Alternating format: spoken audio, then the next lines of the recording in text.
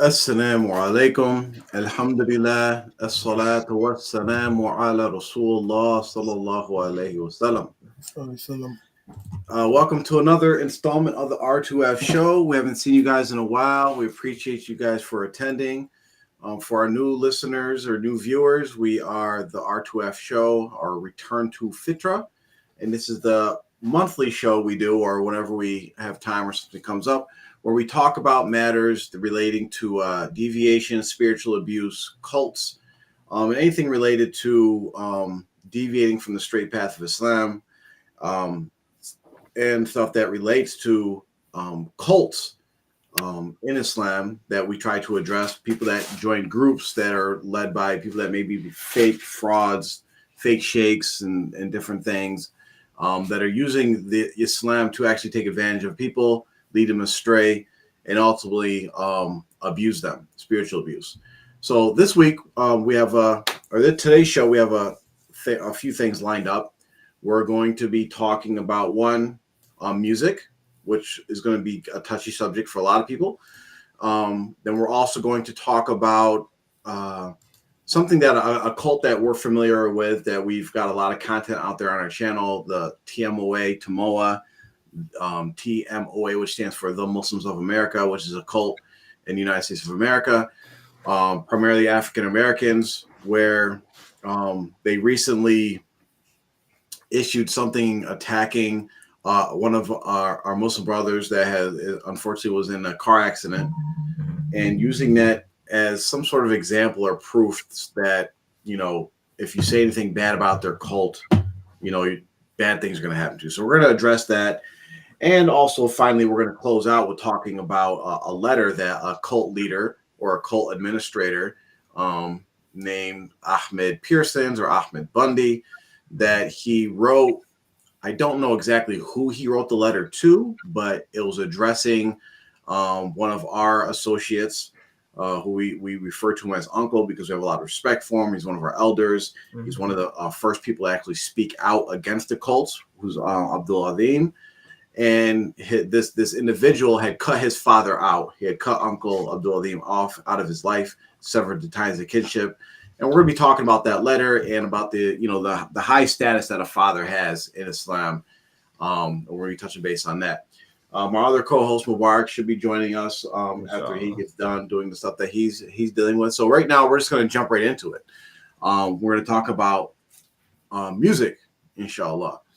And just to kind of break the ice, me personally, it totally irks me to see the level of obsession or attachment that the Ummah has with music, with music that is clearly haram to be listening to. I'm seeing people post videos that they're going to even like concerts now with these people are going to perform, and it's like, how, to me, and it's not saying like I'm like Mr. Holy Moly or whatever, but I see these things and it's like, how can we as a Muslim look at these things?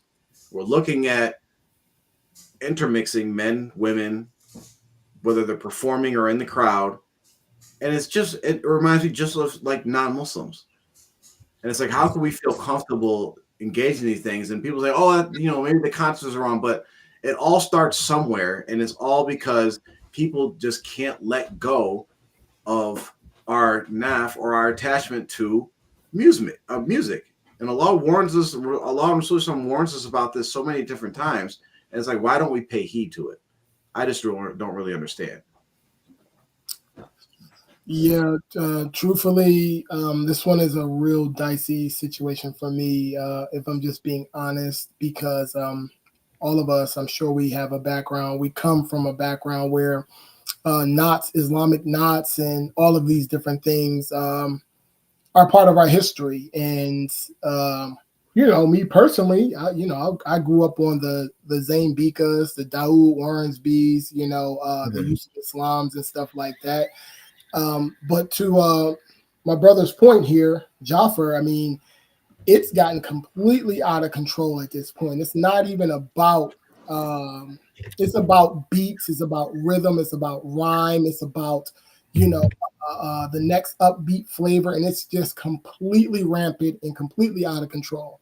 I mean, I was just yesterday.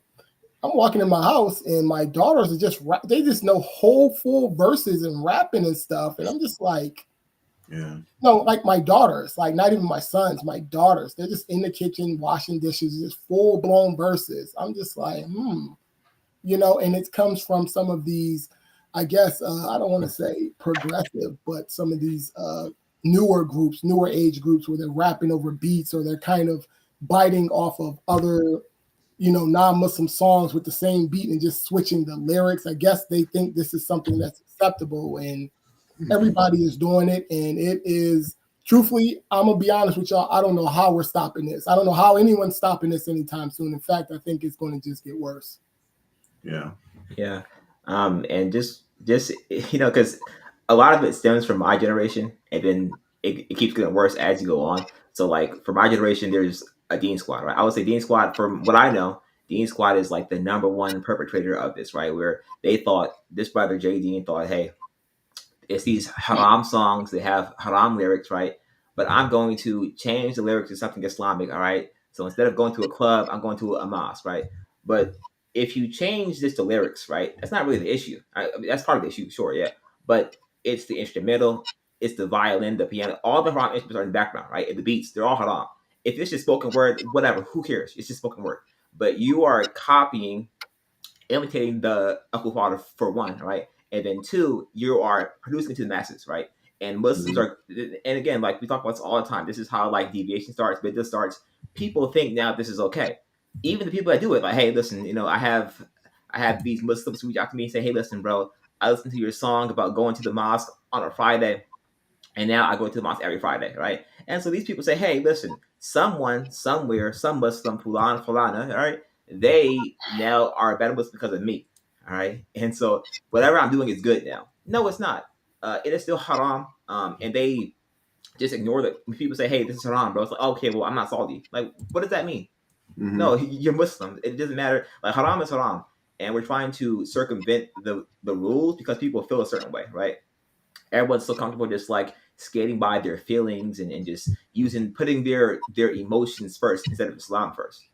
Like, and this is one of the like the issues with the current Ummah is that we're so comfortable just sinning openly and not viewing it as such because like it's just the norm. Like it doesn't matter if it's a norm; it's still haram. And truthfully, I agree with you, Amr. Truthfully, I'm talking about myself first. I mean, us here in this group in particular, I really appreciate the way we hold each other to account, and try to pull each other on the up and up to try to be better. We're all human beings, and I mean, I think honestly, maybe it's a human condition that we're always trying to blur the lines of what is halal and what is haram. We keep going over there, and we just want to just keep tap dancing around these lines. I mean, even some of the things we talk about here regarding shirk and bidda and cult leaders, everyone just wants to blur the line and murky up the water as much as possible to be able to suit and comfort their nafs. And the reality is what it is. A lot of these things are haram, and it would be nice. I don't think it's ever going to happen, honestly, anytime soon, but it would be nice if we just kind of get back to just the basic things, get back to the basic practices, the basic understandings of what is halal, what is haram. Stop trying to go into these waters. And like I said, I'm talking about myself first. Yeah, same. It's just a point of reflection. So. Yeah, 100%. It's just like as humans, we always like try to push the envelope, right? And try to see how far we can go.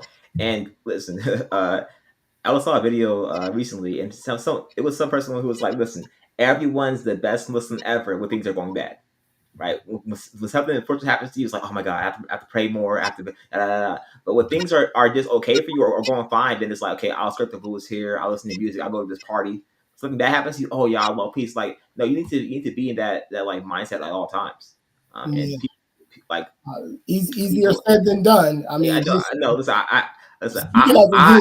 I am no saint. All right, so I'm guilty of this as well. All right, when things are going well, I'm not as spiritual as I should be when things are going bad. But Yeah, but I for us to even have a stage and to be able to talk about it, it's healthy. I mean, it's healthy yeah. to at least talk about it and get these feelings or these thoughts out, because it is a point of reflection for all of us. It's a point of reflection. It's a point of contemplation. And the name, of our channel is Return to Fitrah. Yeah. We need to return back to our natural Fitrah. We know, in our minds and in our hearts, we know when things are just not right. I'm listening to my girls, and they're just rapping, but they rapping, lyrics that are, Islamic. They would just replace certain words with Yeah, which is certain Muslim words. Yeah. something like this. I know. I'm like, come on now. I was like, where have I heard that beat from? I know that it's, I know that it's not a permissible song, and I'm talking about full blown. They know full blown lyrics. Yeah. I mean, all the way down to my 8-year-old. They just walking around. I'm just like, dang, and I personally, truthfully, I don't know where to begin to try to reprimand them, or not saying I don't know. In my mind, I'm just like, okay, what's the safest tactic? How do I approach this? Because if I go and say, stop doing that, that's haram, they're going to feel like, okay, I thought this was haram over here. This is over this. And it gets into this weird, dicey space where you're kind of like, okay, they are Muslims. I don't use quotations. Allah knows best. Yeah. I mean, for me personally, I mean, I don't know about you brothers' experience, but for me, it has been a real slippery slope where I'm trying to, figure out how I'm going to address it without tearing them down to where, I push them in a corner and they feel like they got to do something crazy or rebel or something. Yeah. It would be a healthy alternative or something like this. Yeah, I think part of the problem is that we don't, because of our upbringing in the West and because we're surrounded by certain things. If we equate music to really what it actually is, we'll actually really know how to deal with it. So, if for instance, they often say that marijuana is like a gateway drug. They even say like cigarettes are a gateway drug. Like you start smoking cigarettes, then you can start smoking marijuana. And then, after all of that, then like eventually like the person's like, yeah, I could try cocaine, I could try crack, I could try meth or whatever, right? These gateway drugs. So if we look at music like that, we very clearly will know how to handle it in our households, because if like we walk in and we see our children smoking cigarettes or smoking marijuana, we're going to be like, oh no, it's not going to be any question about it. And you look at music and all the different levels of music, whether I know, growing up around a lot of people there, the first thing was, I forget the guy's name. It was like maybe Fitrah Ali or something like that. It was just an Arab guy who was basically trying to sing songs that sounded just like Michael Jackson. And because he was saying Arab lyrics, people were like, oh, this is Islamic. It's okay because I hear Allah now and then. Yeah. Right? And it's okay. These are all gateways. So no matter what way you go, down and around, once you start throwing in musical instruments in any form, whether it's electronic, whether it's actually the real thing, throwing in some kind of beat, you're going down the road of a gateway drug. And what does music essentially do? It distracts us from the Holy Quran. The music takes Holy Quran out of our hearts. So it's one thing to, especially like if there's the Eid and there's like, someone playing the duff or something like that, something that's permissible and something that's very rare that comes up. But what people do is music becomes an essential part of their lives. They're blasting it in their cars when they're driving wherever they're going. They're playing it in the house when they're cleaning up during the week, right? It becomes a staple in their life. And then when you're playing this in we could have a whole episode on talking about halal music versus haram music, and a lot of people go down this road of, well, there's differences of opinions of what, like, no, there's actually no difference of opinion, right? It's like all agreed upon, yeah. Yeah, like anything other than a duff on like weddings and holidays, like you're not supposed to be doing it. If you want to listen to poetry, that's just someone's words, right? We have to get rid of this idea that because I grew up doing this, or I'm comfortable doing a certain thing, that it's just okay and I want to do it. And that's kind of like where I see that we're at. And it kind of connects to this cult stuff, because people actually think that listening to music, which is haram, they actually think that they're doing halal and getting blessings for it. a person will be like, yo, I'm going to go get some blessings. I'm going to go play this Maher Zain because he's singing about Allah. No, you are actually sinning at that point. And it all goes back to this, like, how do I feel? This makes me feel a certain way. I get these bumps and makes me my heart jump and all that, so I feel good. No, Islam is not about like your feelings. It's about doing what Allah and Rasul said, even if it goes against like what you may feel is good, because you have the ayat in the Quran where Allah says, perhaps you hate something that is good for you, and perhaps you love something that's bad for you. Yeah. Right? And people love music, and it's bad for you. So let me ask you this. Let me throw out a counterpoint, because this has been part of my history growing up, and some of the other people that have come away from the cult.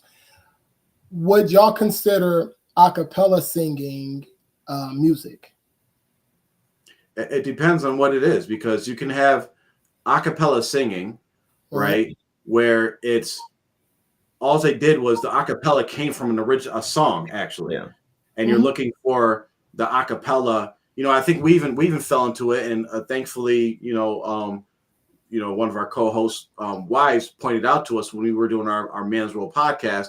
We went and found an a cappella version of a song that originally wasn't a cappella. Yeah, right. So the point I'm making is this is how it's dicey. I mean, we can say, oh, it's black and white or something like this, but it is a little bit dicey because, like you said, we even fall into these type of things. We're not we're susceptible to this. And like where are we drawing these hard lines in the sand? Because if someone sings a cappella, he's still singing, he has a melodious voice or whatever, and he might be singing about Rasulullah Islam or Allah subhanahu or anything of this fashion. Is that considered, would we consider that music, or what would we call it? What we're considering music is when it has anything with musical instruments, right? So technically, even though the a cappella is halal, if they're singing about halal things, right? You can listen to a cappella, since it's just a voice, right? Even you can listen to that. However, what I'm saying is there's even a danger in that, because the next step after listening to the a cappella is just find the original version. Yeah, let me listen to the version that actually maybe have just a beat in it.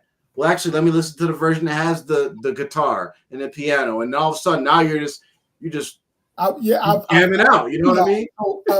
To be fair, that is a hell of a gateway drug, and, because it has that pull. It has that pull. I don't know anyone who doesn't have a background in some type of nasheed, some type of knot, some type of group. And some of these groups, I remember one of these groups, I don't know, I'm sure you're old enough to know about Sami Yusuf. Wait, we all know about Sami Yusuf. Yeah. He literally just went completely rogue. He just went absolutely. He has a beautiful voice, melodious, beautiful voice. We used to listen to him way back in the day. Then I guess I don't know, turned the corner, and the way he was singing and the things he was singing about and the beats and everything just got so crazy. And it's like, oh, brother, how did you get way over here? Well, if you look at it, I think Sami Yusuf's the same person. He's the one that older head. He sang a lot of like those classic nasheeds, right? I believe it's not, if you know his non-Muslim name, if we're speaking about the same person, he was actually a musician, a very famous musician that actually has some hits out there. Like if you remember the oldies, the Cats in the Cradle and the Silvers, that's him, Cat Stevens, right? No. Cat Stevens is not. Oh, he's been somebody else. Yeah, Cat Stevens is Yusuf Islam. Okay, got you. It's just, so we can even talk about Cat Stevens, because that actually is a good segue. Sami Yusuf is another brother who was singing some knots, and he just got completely off the rail. So I understand what you're saying about the gateways and where it starts, but I mean, I gotta, if I'm being fair to the whole situation, I don't see how it would be difficult for someone to keep clean, especially when they hit certain heights and get to a certain position. It would be extremely difficult for them not to be swayed or brought into these mixes where you see like Native Dean, what I'm saying? We grew up on Native Dean, you know what I mean? I know I did. And now they're into some other stuff. And like you were saying, mixing the crowds. This is inappropriate. Yeah. Mixing crowds with men and women and everybody just there next, touching shoulders, or that's not acceptable, but we're here.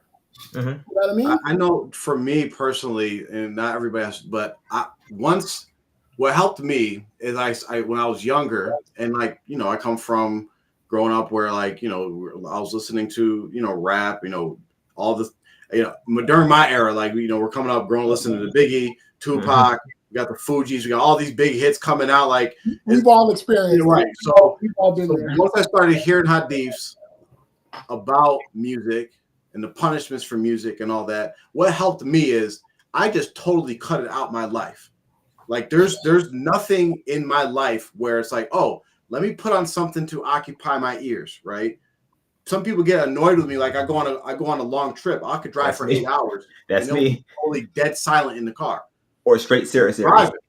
Right? People but this is to me, you have to do something to know that when there's something that's kind of ingrained in your system, to take extra steps to kind of separate it from your life. There's nothing that we need music for in our lives as for anything. There's really no benefit to it besides entertaining ourselves and then running the risk of attaching to ourselves, even if it's the versions that are halal, you potentially attaching your heart to something that your heart doesn't need to be attached to. I'm going to say this on air. There's an echo. There's an echo. I'm going to say this on air and be as fair and as transparent as possible, because I actually appreciate these type of dialogues. Like I said, we're all here to help each other. We're all here to try to build each other up and elevate and try to earn the pleasure of Allah subhanahu wa ta'ala. I think that's what we're all here for. So I'm saying this to say, Ed Sheeran. So some years back, I ended up hearing a song on a radio. I forget where I was. And the song, truthfully, this particular song, I'm not going to say what the name of the song is, but this particular song by a Caucasian male named Ed Sheeran, this one, actually, the lyrics and the way he was singing and all this stuff, though it was haram, and like I said, I forget where I was, but I heard it on one of these loudspeakers. And I went back home, and I Googled the song. And I listened to the song and I watched the video. And the song, truthfully, actually helped me to be a better husband. And I'm saying this right now. I'm just keeping it real. I'm keeping it a stack. Some of the lyrics that he was saying in there, I was just I never heard before. And it just made me want to be a better husband to my wife based off of some of the lyrics. So I'm saying that to say, I can understand to a degree how that could get into your mind and really get you twisted around. Though it is a haram song, you know what I'm saying? And it has he has some good lyrics, some sultry lyrics or whatever like this. It did have an effect on my heart to where it did help me to try to strive to do some better, different, quote unquote, things for my wife. And it did do that. Now, I'm not sitting here saying, go listen to Ed Sheeran. I'm saying I can understand, because we all have different levels of iman, different levels and different positions. And some people might be, you know what I mean, in a space or something like that might actually help. That's all I'm going to say. Mubarak, you want to come in here. Let's go. Again, for me, the reason why I'm saying what I'm saying is because I don't want to be up here being fake. I want to be as real as possible. And we're having a real conversation. I actually appreciate this conversation because it has some depth, and we can all gain some perspective.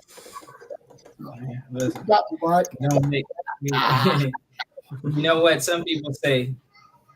And I don't know, but some people say that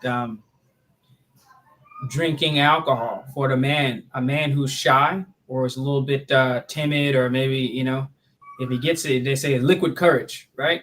Makes him more manly, makes him a little bit braver. You know what I mean? Instead of kind of being timid, he's afraid to talk to a girl, or he's afraid to step up, stand up for himself. gets a couple of beers in him, and he's like, all right, yeah, I'm not going to take that. Or he says, hey, Sally, you know what? I think you're nice. Let's go on a date. And Sally says yes, when normally he might have been too timid to say anything when he's sober or if he doesn't have any alcohol. Well, little Timmy, who it helped him to do something maybe that was positive, he also continued to drink, and then he beat Sally to death, or he got in the car and drunk drive and crashed, So we can always find some little thing here or there, but the things that are haram, it don't matter. Listen, lots of people say, some athletes say when they take cocaine, they play the best game of their life, Lawrence Taylor. Yeah, we could all find, different things. People say, well, I smoke marijuana because it makes me really relax. And, we can all find something in, well, you know what, I was, I didn't have any interest in my wife at all, but you know what I mean?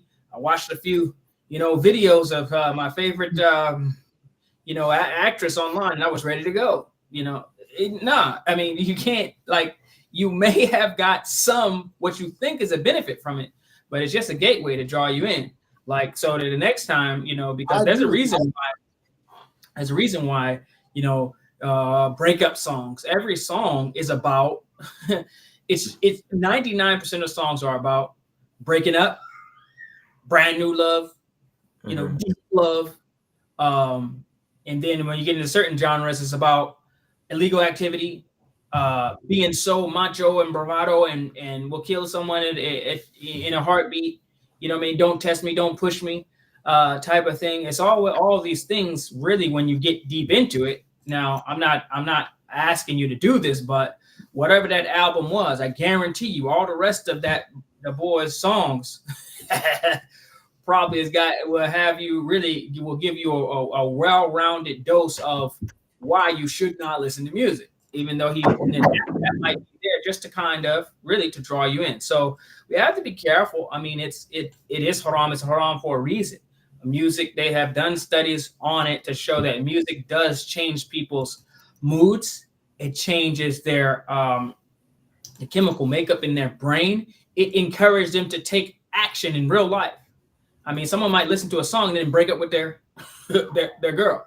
Yeah. Someone might listen to a song and then start to dress a certain way, start to act a certain way, and all these things. So they're being haram is the music, the wisdom in it. To me, especially nowadays, you can see it very clearly why stay away from it. And for the Muslims to be trying to halalify or trying to Islamify something that really shouldn't be doing, it's sad. I think y'all covered it pretty well before I got on, but it's something that the first thing that we need to do, because it's a big deal. You can't even get on an elevator without hearing, some music. At one of the things they did at my job, right? Whenever you're on hold, they used to have this old school Kenny G type of just elevator music, right? When you were on hold waiting for on hold. Now they got a jam. You almost mad when the person answer the phone. You're you kind of start, and they do that because people are always upset when they be on hold. So now you're kind of happy when you're on hold. You're like, all right, this is all right. I'll wait. You know what I mean? And so it's used. Music can be used to push your mood, to push your thought process, what you find acceptable. It's used to do all those things. So we have to be very, very, very careful. How does one go about beginning that process? Is it a point of awareness? Are we talking about, being aware of what these dangers are? Where does a person start? And if we was given advice, for these various situations that we made, where do we start? For me, I was telling Jaffer and Ummah here, I'm stumped right now. I'm over here, a grown man, and I'm stumped trying to figure out how I'm going to address my daughters. They feel like they're listening to halal, knots. And of course, there are some knots that are, I would consider halal, but then I listen to somebody and I'm just like, But then cut them all out. My advice: cut them all out. You got to cold turkey them Jones, all of them. It's haram. It's haram. It's haram. I'll just say what I do is, because my sisters they were big, and maybe they still are. They don't live with me anymore. But I used to, not only would I be like, man, turn them Negroes off, man. We ain't listen to that. Then I would trash them. Their lyrics and everything. Like That's me. Really, so the thing is, but definitely you have to let her know that it's not acceptable. They might not necessarily understand it, but especially if they're used to it, it's just like a drug. It's just like a drug. You snatch someone who's used to smoking weed or alcohol or whatever it might be, they're going to have some withdrawal, some sort of where they want to hang on to it. That's why you can see it's just like those things are haram. Music is the same way, because you will find people. Listen, I'll say this story. I know we got to move on. I'll say this story. Like I met a new shahada, right? It was a white guy. Met a new shahada. He was like the nicest, the typical, new shahada. He's new. He's like, Islam is just wonderful and perfect, blah, blah, blah, saying all the right things or whatever. And he was like, we was commentating. He said, yeah, and I have a band that I'm in or whatever. And I'm like, what? He's like, oh yeah, I'm in a band called such and such and such and such, and we're going to go on tour. I said, I hate to break it to you, buddy, but you playing in a band as a Muslim, you can't do that. You're playing music, and he's talking about he's the drummer or the guitarist or whatever he was. He was like, one of the like, and I told him, and this man became so emotional and he became so irate because I just kept telling him, music is haram and you can't do it. And he was so like, he was hurt because this was his like life, and he was like, loves Islam, but he didn't want to give it up. And then after that, I think I seen him later on, and he came up to me and he apologized, and he was like, you know what? He said, you were right. You were right. Music is haram. I was just so emotionally tied up into it or whatever, and XYZ apologized. But the sad thing about it, it's kind of funny, but also it's very sad, is that this was more than 10 years ago. And right now, that brother is still in the band. He's still going on tour. And the last time I saw like one of his things on Facebook or whatever, he was advertising a beer that so I don't even know if he's Muslim anymore. And so I'm not saying, well, anybody's listening to music or engaging music, they're going to leave Islam. I'm just saying this is this is a cautionary tale. It's just one of many examples we can give, but I'll leave it there. Music is not halal in any forms. I know we talked about a cappella. If someone's just singing with their voice, that's fine. Some of the ulama say that if a person can, and I've heard people that they can mimic a guitar and a drum or any of these beats just with their mouth. Yeah. So you could say technically, you could say, well, he's not using wind or string instruments, but he's imitating that exact thing. That's like saying, I'm gonna give you a perfect example. I'm not trying to take this show too crazy, but let me give you an example. If someone draws cartoons of a woman or a woman doing certain stuff or whatever, it's like, I'm not looking at, but if it's a drawing, what is it? I think we know the answer. We know the answer. It's still producing the same result. The desired goal, Shaitan wants you to get to listen to music and for you to have that emotional response and then have these issues. If a person can do that with his mouth and not a drum, or with his mouth and not a guitar, or with his mouth and not a flute or whatever, he can make all those same sounds, and it's the same thing. You can't even distinguish the difference. Then I stop short of saying that it is haram. I know some ulama have said that yes, it definitely is haram because it's the same thing, and I put that into practice for myself. But as other people say, well, I mean, it's not. I'm saying it's the same result, so you have to be very, very careful. And Allah knows, and between you and Allah exactly what I mean, we know what it is. We know what it is. So just like you wouldn't tell a person if they saw you watching a woman dancing and jiggling and shaking, but it was a cartoon. You know what I mean? But it was drawn just like real life.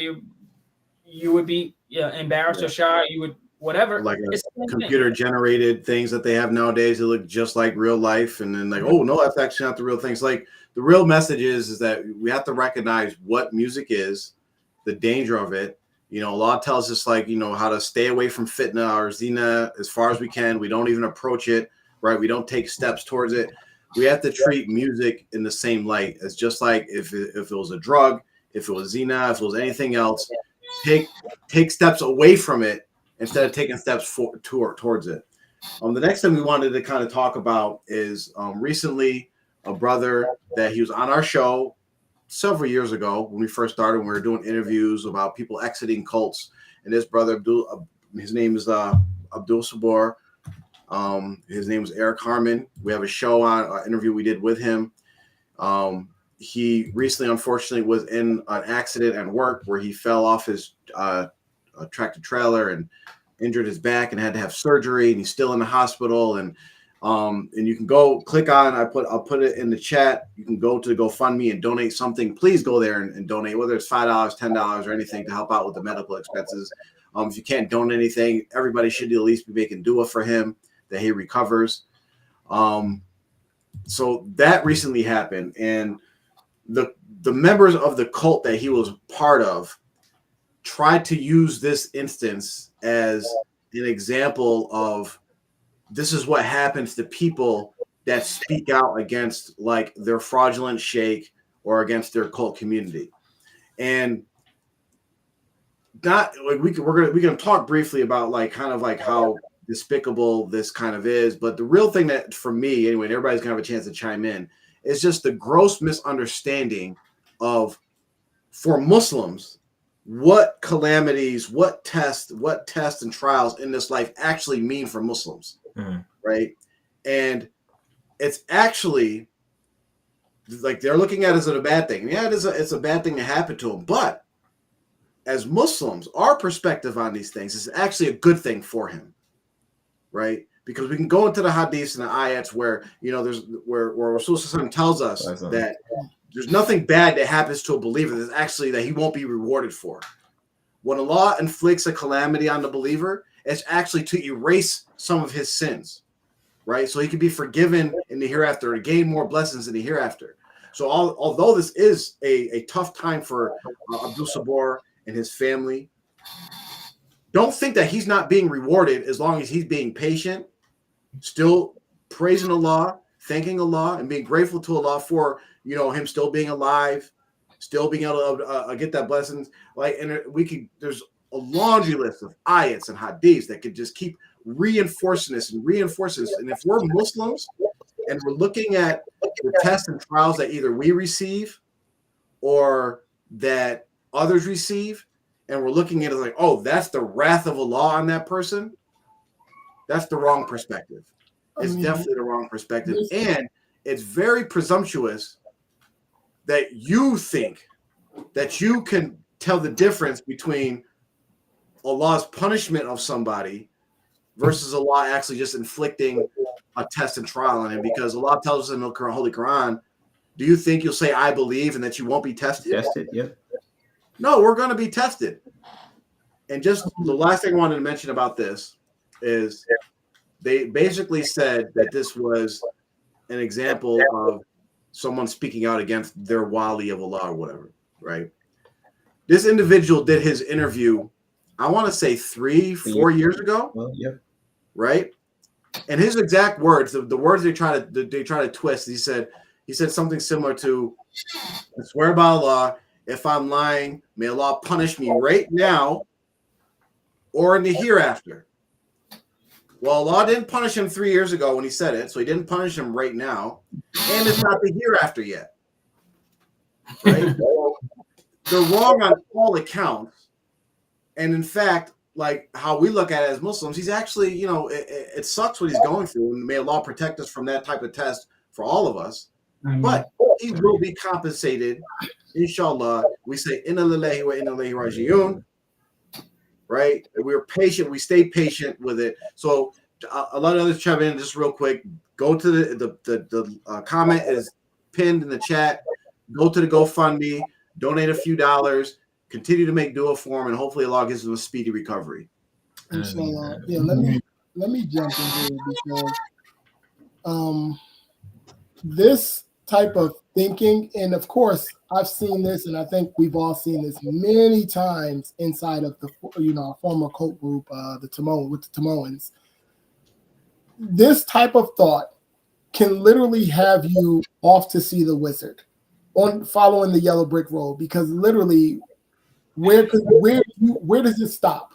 So anytime somebody gets injured, no matter what timeline, how far down the road it is, what the situation or circumstances is, as long as they are someone who spoke out against the cult, then magically Allah's wrath is on them. And this is an example.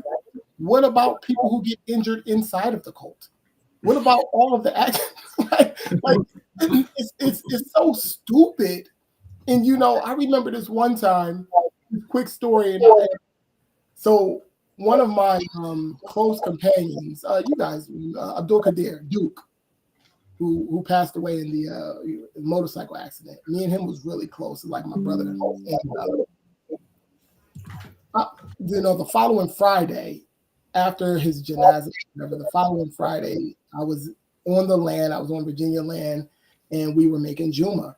And I'm not going to put this brother's name out. I should, but what? I'm putting his name out there. I'm not going to put his name out there. Anyways, this particular brother, after we were doing the Darood circles, he literally decided to just take it upon himself to speak about, the passing of the brother.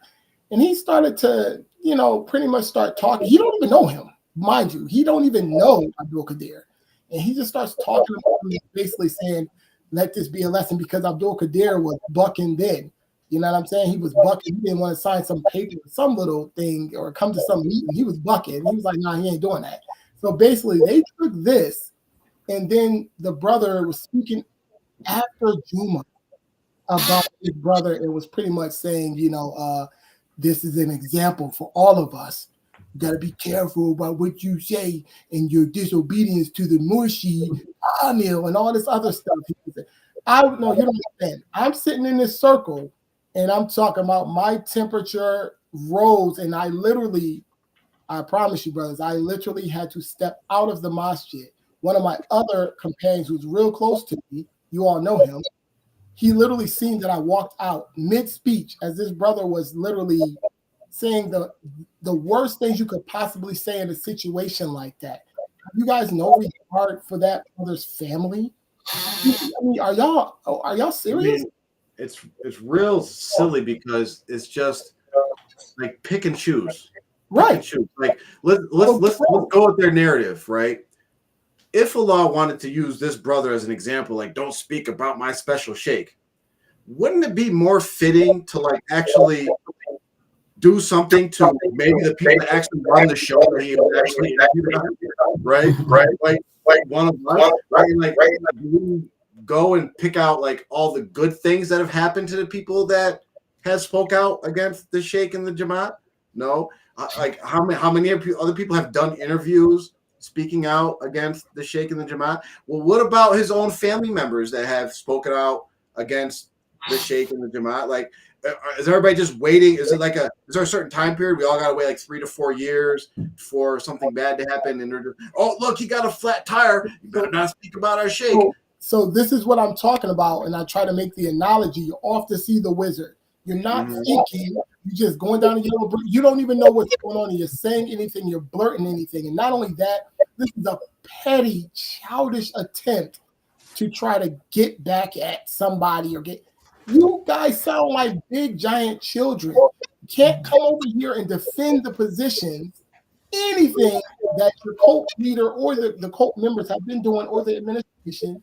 All you do is wait for someone to have an accident, and instead of supporting your Muslim brother, or even if you disagree with me, honestly, I might disagree with a lot of the people in the cult group, but I would never, if someone got into it, I can name anybody right now. I would never go and say, yeah, that's what you get for staying in that cult. Blah, blah, blah, blah, blah. No, think about someone's family. We're supposed to be Muslims at the end of the day. You should never talk about nobody like that. Absolutely. I mean, literally, it's disgraceful. I mean, really, it's just disgraceful. And what did y'all think y'all were doing? Let this be a lesson to people who talk about like use that same logic on your Murshid who was bandaged all up, sitting in a wheelchair, and died the way he died. What about that? Absolutely. We could take this any way y'all want to take it, but again, it's ridiculous to do that or to have that type of position. It's literally absurd. It's kind of funny thinking about something real quick, because my brother Mubarak and I, right, we had this joke about like whoever dies first, right? Okay, that person was vaccinated, that person wasn't vaccinated, right? So whoever was vaccinated first or wasn't, it's gonna be a thing, right? For someone to actually believe this in real life, like not joking, like this is something you actually believe in, and you're about this person because of what they said on this R2F online show 3 years ago. This is why they're gonna get packed up, bro. First of all, the person who made that video, you are the biggest coward possible. All right, Right. You made an anonymous account, right? You didn't even use your own voice. All right, like no confidence at all in what you're saying, right? You're trying to hide from the humans. Allah knows what you're doing, bro. Like the thing about listening to music and stuff like that, Allah can see what you're doing. So you over here mocking this person for his trials and tribulations, whatever he's going through. That, as Josh mentioned, is expiation. Like that's not something for you to mock. Like being sick isn't like, oh, this is the wrath of Allah. Like I know it may feel bad, or you may feel like, damn, I just feel awful, but like this is actually a reward for you. Like there was the Sahaba Ubay ibn Khalab, who asked Allah to be in fever state for like his whole life, and so whenever he would pray, his fever would go away. But when he wasn't praying, he would have a fever. So he would stay in that state, and he'd be getting blessings from Allah, especially for his sins. So the idea that you're mocking someone for going through some trials, tribulations, bro, like it's super low. It just lacks any sort of empathy for your Muslim brother, for what they're going through. Because listen, that could be anyone you know. That could be anyone you know. This is literally what if we wanted to do the same tactics like all these years for all the different things that have been happening to people in TMOA, even up to the leader himself, if we wanted to like, see, look at that. That's an example of why like anybody could do that. And it really boils down to, and like Hussein hit it when it reminded me of, you know, like when you have children and you're raising children, and it kind of shows the mindset of the people in the cult, that they actually have the mindset of children. Because like, for instance, if you're like, you say your son's playing with like the ball, like inside the house or something, and you're like, stop playing with that ball. And then your son like trips and falls. Doesn't really have anything to do with the ball. Be like, see, I told you to stop playing with that ball. Like you just use that as like, yeah, like learn the lesson, boy, listen to me. It had nothing to do with anything, but that's the mindset, and it shows you that they think of you as children.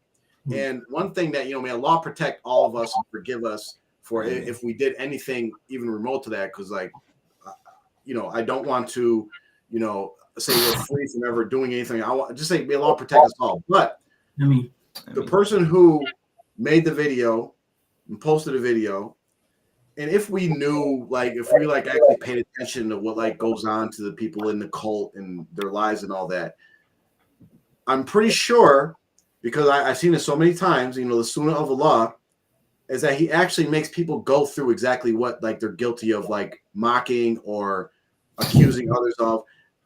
I would be very scared if I was that person, because like, oh, wait a minute.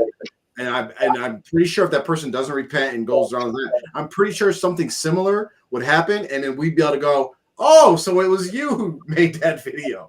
You know what I mean? So just may Allah protect us. May Allah guide that person to seek forgiveness. And so the last thing we wanted to touch on. Let me go ahead, Mubarak. Number one, I would just say this dude, he actually showed that even he knows that he is, or she, could be a she. Let's throw the women in there too. He or she knows that they were wrong. They're out of line, and that they don't even believe enough in what they're put on the video, because they wouldn't put their voice or face or even claim it. So it's like you don't even want it to be associated with you. Yeah. Which means that you know it was wrong, just as a Muslim, just Islamically, right? You know that it was wrong for you to do that, but you being just a deviant little shayateen influenced person that you are, you threw it just like a shayateen. You threw something and withdrew. So when you did try to disappear, you know what I mean? But as Amr said, you tried to disappear, but Allah saw you, and Allah knows exactly who you are. And I would say that you should seek forgiveness for it. If nobody knows that you did it secretly, and you didn't tell your little buddies or whatever. then seek forgiveness from Allah and ask the family for forgiveness. So that's number one. You don't even believe that what you did was right because you hid. Number two is let's just go with, and it's not correct, but let's just go with, okay, it's accurate. He got punished for something that he said on the show. Okay. Yeah, he got hurt. He's whatever sins he may have are being expiated because the level of trouble that you go through is going to be the more sins that you will get forgiven. So he's not really losing. It's something that happened. And so even if, and you're not right for what you did, but even if, still, it's not a loss for him. It's a test, it's a trial, but still, he's actually getting something good out of it. He's benefiting something out of it. Because, like I said, when we go into the next life, we will be saying and thinking that we spent only a day or part of a day here. And so to not carry anything into the next life is a win for him, even though no one would choose to free themselves from sin in that way, because it's a hard way. But Allah gives the hardest test to the people he loves the most. Yes. And he gives the hardest test to those people so they can get the best rewards. Yes. So we look at it like that. So the next level I would say is that Islamically, and I think Jafar covered most of it as far as the things where it doesn't matter what happens to a believer, everything can be good for them, even the calamities, or again, it's always Alhamdulillah. And Allah talks about how everything that happens, calamity or good or bad or whatever, Allah has already determined it before, and it's already been written before, so that you would not be too high and too proud over what you've gotten, or you won't be too sad or too low over your setbacks. So when Allah has already said this was already going to happen to this brother, from way before he was even born, this was going to happen. So it gives you, it's a part of your aqidah and it's a part of your iman that whatever happens to me, I know that Allah had already written it for me, and due to your mindset is whether it will be good for you or not. The Muslim, for the believer, and that's what Rasulullah said, for the mu'min, the believer, is always good because they're always going to be in the right mindset and they're going to take it in the correct way. It's an expiation for me. It's a way for me to get rid of my sins and to get closer to Allah. And the last thing that I will say is the real angle of this, what you have to realize is that this is from the cult angle. This is what they try to do.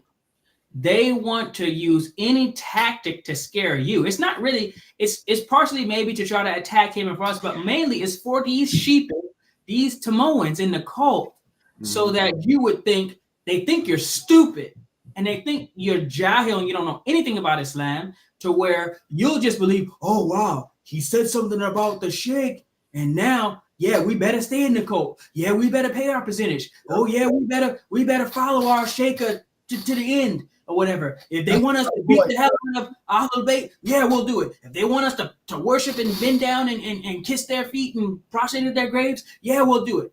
This is the goal of this type of thing, because they think you're stupid. They see you as idiots. And this type of stuff works on you over and over again. Yep. And that's why they do it. So that's the real target, is you. It's not us. It's not the people who are talking about R2F as to keep y'all paying y'all dues and following y'all woman shake and doing all these things. So if I were y'all, I would wake up and realize that's what this propaganda is about. Yeah. Think about it, snap out of it, and call them out on their BS. This is a joke. We're not going to go for it anymore. What you did was wrong. Find that brother, beat the hell out of him, shame him publicly on your lands or whatever, and then never fall for this stuff again. I mean, I'm trying not to get too worked up about this, but yeah, I mean, I'll stop there, man, because I might say so much. And I'll end it right here with a quote from one of their alleged sultans, Hassan al-Basri, right? He's one of this mythical, they falsely attribute this sultan stuff to him, but he said, quote, he said, "Do not resent the calamities that come and the disasters that occur, for perhaps in something that you dislike will be your salvation, and perhaps in something that you prefer will be your doom." And that quote perfectly aligns with the ayah in the Quran where Allah tells us the same thing. Perhaps you love something that is bad for you, and perhaps you hate something that is good for you. and that I was referring to jihad, because jihad is like one of the greatest tests. Like you actually have to go risk your life. So we hope the person that if they watch this, they kind of correct their ways, seek forgiveness. Like because we don't want you to be punished for it. We want you to correct your ways and correct the way you're thinking. And the people in the cult, like Mubarak said, we want you to kind of wake up to these cult tactics. It's a common cult tactic. So the last thing we're going to talk about is, and just give a little context. We gave a little context at the beginning of the show. Is we have someone who works with us. We respect him immensely. We call him Uncle. We call him Uncle Abdul Azim. He was on our show years ago. He was one of the first people we interviewed from leaving the cult. He was in the cult in the very beginning, back during the Dar days, back in the 70s and 80s, and woke up and is now speaking out, trying to save his family, trying to get his children out, and all these different things. And one of his children is actually a high leader in the Tamoa cult. His name is Ahmed Bundy, Ahmed Pearson. I think he changed his name to Ahmed Qadri or something like that. But he constantly, Uncle Abdul Azim, on the show has been saying different things to try to reach his son, to help guide him away from the wrongdoings in TMOA, specifically the shirk. Like that's really what he's been trying to advise his son about. His son has cut ties with him because of his father's position against TMOA and against the cult. And I'm going to say alhamdulillah, because he wrote this letter, which actually kind of broke this ice of because a lot of times we give dawah, right?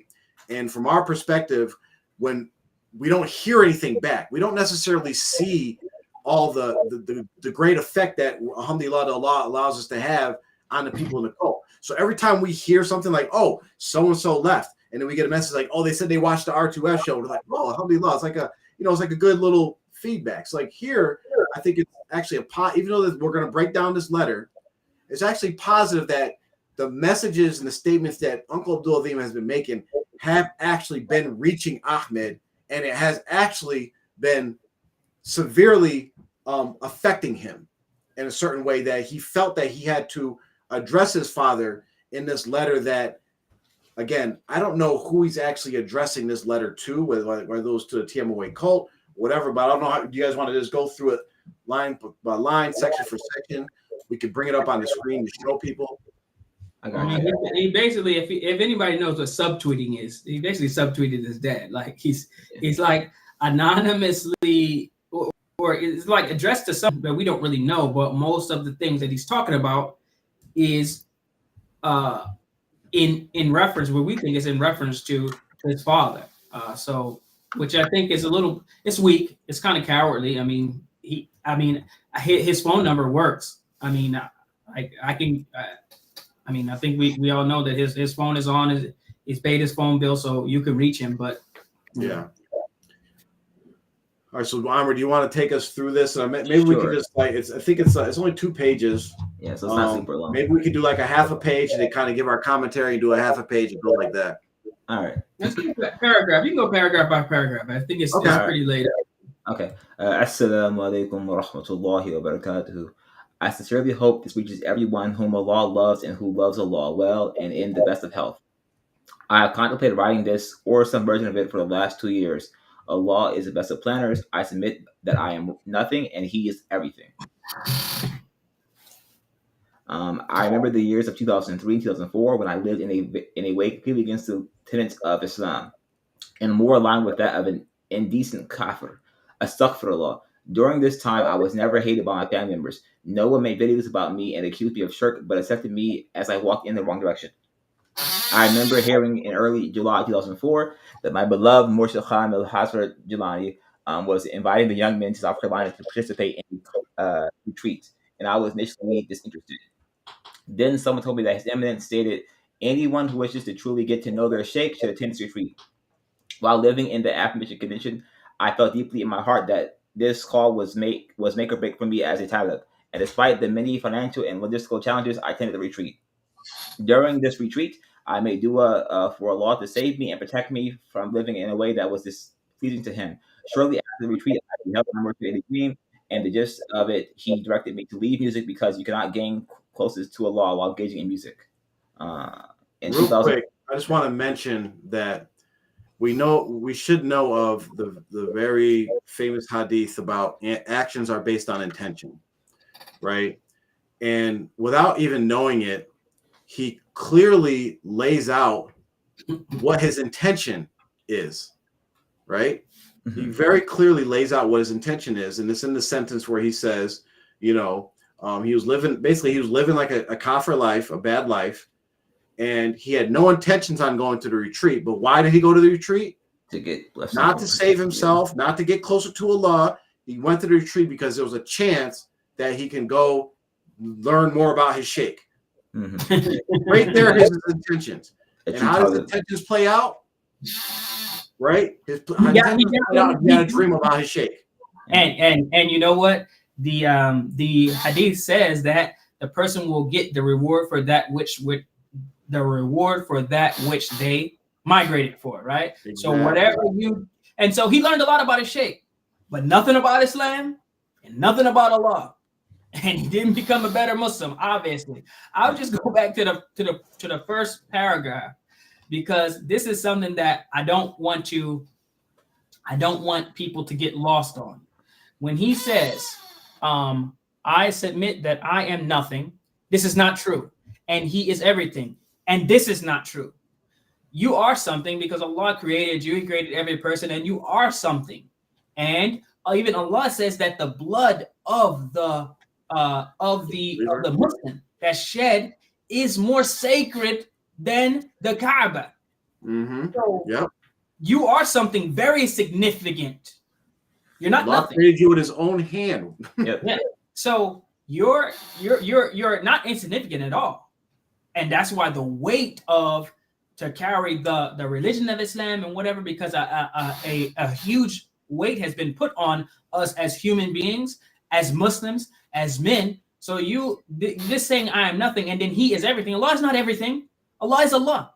And we are part of everything. The earth and the creation and the trees and everything else is part of everything. Allah is not everything. And this is a veiled misunderstanding. And you might have missed it, but this is one of those Risala Ruhi, one of those goofy un-Islamic concepts that Allah is everything and everything is Allah, and we're going to be somehow annihilated in Allah and everything. This is kufr, this is shirk.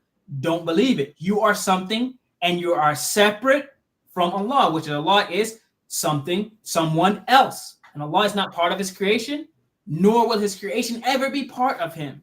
He went off the rails in the first paragraph. You are something very significant. And if you don't do what you were created to do, what does Allah say? That he created mankind and jinn and mankind to worship him. If you don't do what Allah created you for, Allah will put you in Jahannam, put you in the fire for as long as he sees fit. If you're a Muslim, it's going to be for some time. That's if you don't obey Allah. And if you do obey Allah, Allah will give you Jannah and you'll be there.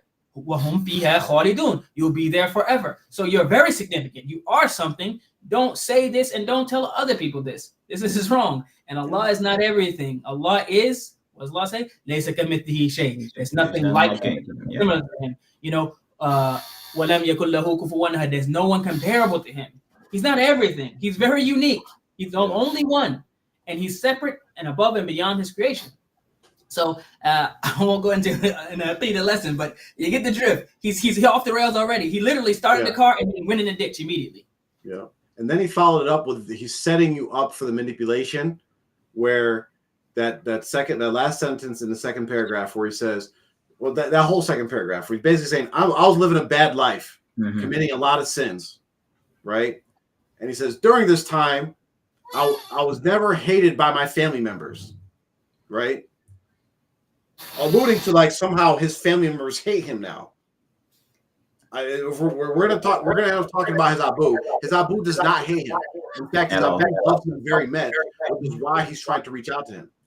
And he's basically passive aggressively talking about his Abu right here. So we can take the family member stuff out and like let's get to really what he's trying to say. He's saying during this time that he was sinning, his Abu didn't hate him, and he's saying his Abu never made any videos about him and accused him of committing shirk. but accepted him as he walked in the wrong direction. I'm pretty sure during that time that you were committing sins and living a bad life, your Abu still loved you like he loves you now, and still accepted you, but still was against the way that you were living, and still wanted to help you, and still probably advised you and said, hey, you probably shouldn't be doing that. The issue is, which we're going to get to it, the issue is you cut him off. You cannot cut someone off and then step back and say, oh, when I was sinning, everything was okay. You have cut your father off.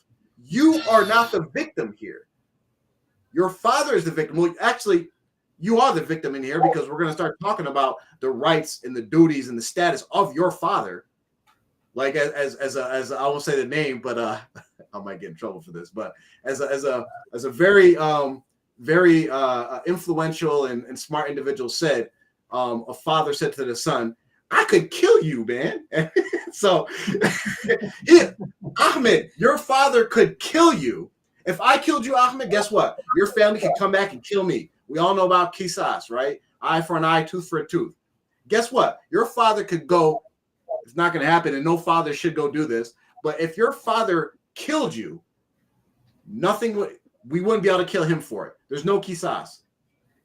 That is the rights and the status that he has above you. We know about I'm kind of going on a tangent, but we know about the hadith where there was a son complaining about, my father wants to spend my money, and he's all complaining about his father, and he went to Rasul Sallallahu Alaihi Wasallam, and Rasul Sallallahu Alaihi Wasallam told him, your father owns you and all your wealth. He owns everything about you. It's all his. Ahmed, everything you make, everything you earn is actually your father's. So stop trying, like this whole, he's trying to set y'all all up so that, and this is what cult members do. And one of the big things I've seen in this message is that he's just regurgitating this cult training he has. Play the victim, right? Even though I'm the one who's wrong, play the victim, and then push all the blame on the person who I am actually transgressing. Anyway, I guess keep going. Sorry about that, y'all. You good job for you. You cooking. All right, alhamdulillah. In 2005, I traveled to Lahore, Pakistan, and physically met my beloved Murshid Khamil. One of the first things he said to me was, "Music." Somebody. He said I physically met. Like, this is that whole stupid spirituality thing. Yeah, you saw met in person, bro. Yeah, you saw in person. Happy for you. He said to me, "Music is haram." He said it in such a way that brought me directly back to the dream where I beheld him. The companions that I was overseas with thought that I was still listening to music because they were unaware of the exchange between Murshid and I. This was my first realization of sanctity and intimacy that Talib shares with his Murshid. The secrets of the heart and the ability to the ability of a competent Murshid to fix what is broken within the true seeker. May Allah make me a true seeker of him alone. I want to address this because this is he actually spells out how cult leaders manipulate people, right? So he is trying to associate, basically he's trying to allude to that the sheikh knew about him listening to music because he knows about what goes on in his secret life. He knows what's in his heart, and he's confirming this alleged dream he had about the sheikh, right? However, he tells us pretty much in this paragraph, everybody he went over there with knew he listened to music, right? So this is what happens, right? Say I'm the cult leader, right? And I get Mubarak, Hussein, and Amr to come over to a trip to Binghamton, New York to come meet me physically, right? Come on, right? And I have a private meeting with Mubarak, and I'm like, hey, Mubarak, tell me about Amr and Hussein. And you're like, yeah, man, Hussein, he's really into Maher Zain, man. He be jamming that joint in the car on the way. Like, he's really into Maher Zain. I'm like, okay. All right, alhamdulillah. All right, tell me about Amr. Yeah, Amr, he skips Salat to play, 2K5, 2K, whatever it is out now. He skips Salat sometimes to do that. And I'm like, okay, alhamdulillah. And then so when I meet with Hussein, without Hussein saying anything, I'm like, Hussein, you really shouldn't listen to Maher Zain. And now Hussein's like, oh my God, how does he know I listen to Maher Zain? That is what happened to you, Ahmed. You got gained. The other people that were there on the trip, they told them your secrets that they knew about you, that you were into music. And then when you met privately with the sheikh, he flipped that on you. And guess what? When I meet with Hussein and Amr, I'm like, hey, tell me about Mubarak. Yeah, you know, Mubarak, he just loves chocolate chip cookies. He just can't stop eating them. So then I meet Mubarak again. He's like, hey, Mubarak, you know, you shouldn't be into eating sweets so much. And now Mubarak's like, oh my God, how did he know? It's just a game. And it's so obvious, like you're really spelling out how he just gamed you. And hold up. This was my first realization. This was my first realization of the sanctity and intimacy that a toddler shares with his Murshid. Nigga, I mean, what is going on here? I mean, this where in Islam? Like, where? Just give me some ayah, some hadith, something about Islam where this type of talk is like. I mean, listen, if hold on, brother. This was my first realization of the sanctity. This sounds like somebody on their wedding night or something, man. This show is ridiculous. To be fair, let's try to be fair to this brother. You know what I'm saying? I'm gonna go on the other side here. Let's be fair to him. He said it took him about 2 years contemplating this. So in his mind and in his world, this is a very well prepared and put together piece of work right here. I mean, seriously, and this shows the level and the mentality and the destruction of the person's mind and what the cult can actually do. He said that he contemplated putting this together for 2 years. So that means this is resounding in his mind. He's trying to figure out how to articulate. This the best he can do? Exactly. This is so I'm saying this to say he thinks this is a masterpiece. Yeah. So while we're here dissecting it, and this is like baby food, we're just eating little baby food scoops, and it's a very poorly put together. I think he named it a few words. This is terrible. Here's what let me give some context really to like why I think. Whether he contemplated writing this in 2 years, it didn't take him 2 years to write this, right? That's one thing. Of course. And just to give a little background on this, right? And this is why I was like, I want, if Uncle Abdul Azim is listening to this, to actually take this as a positive, because in my opinion, this is just my opinion, the real reason why he wrote this has nothing to do with his father. The real reason is the second page when he starts talking about Ahl Bayt. And the reason he wrote this, why?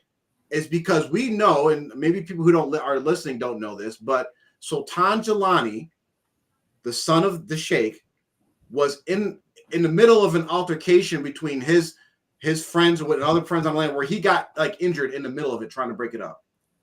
So this was his way of trying to separate himself from people that actually have hurt Ahl Bayt. Why? We go back how many months earlier when he was actually almost in a fight with one of the Sheikh's sons, right? In a physical altercation with him, where he was actually threatening him, saying, I'll turn this place upside down and all this. He's trying to separate himself because like, oh, wait, people are now actually getting to the level of causing direct physical harm to our Sheikh's son. And who's the one that actually started that? Me. So let me put this out there to try to separate myself from this. And we'll get to the end where he talks about, I will never consider Ahl Bayt enemy. Your Sheikha said that they committed treason. You put out memos in her name saying that they are enemies. Someone who commits treason is an enemy. You call, like, this was his way of trying. It's basically a political stunt to say, like, I got nothing to do with those guys. Please don't blame me for that. So that's why, like, he didn't put a lot of time into this. He probably thought he was killing it. He was saying, like you said, he's like, yeah, this is really, but this 2 year thing is just that, like, oh, you know, we put this in here to add a little fluff and kind of get these people in an emotional place so that I can keep on manipulating them through this letter. Yeah. Agreed. Okay. After returning home in 2005, I instantly started feeling distance between myself and relatives whom I was very close with prior. Some of this I attribute to the change of lifestyle, and others were due to whatever changes others were facing in their own hearts. Whatever the case. Pause right there. One of the main thing that people that do magic, the shayateen and the people who do magic, what's one of the things that they try to do. So Pick up discord. families. Yeah. So discord between husband and wife, break up families. So as soon as you went over there, you come back and you immediately start feeling this type of way. I mean, think. Yeah. Whatever the case, after this life-changing experience, I dedicated my life to the path of the one who changed it and turned me towards Allah, my beloved Murshid Kamil. It is only Allah's mercy that He has Real shown quick, me. just pay attention to their belief set, right?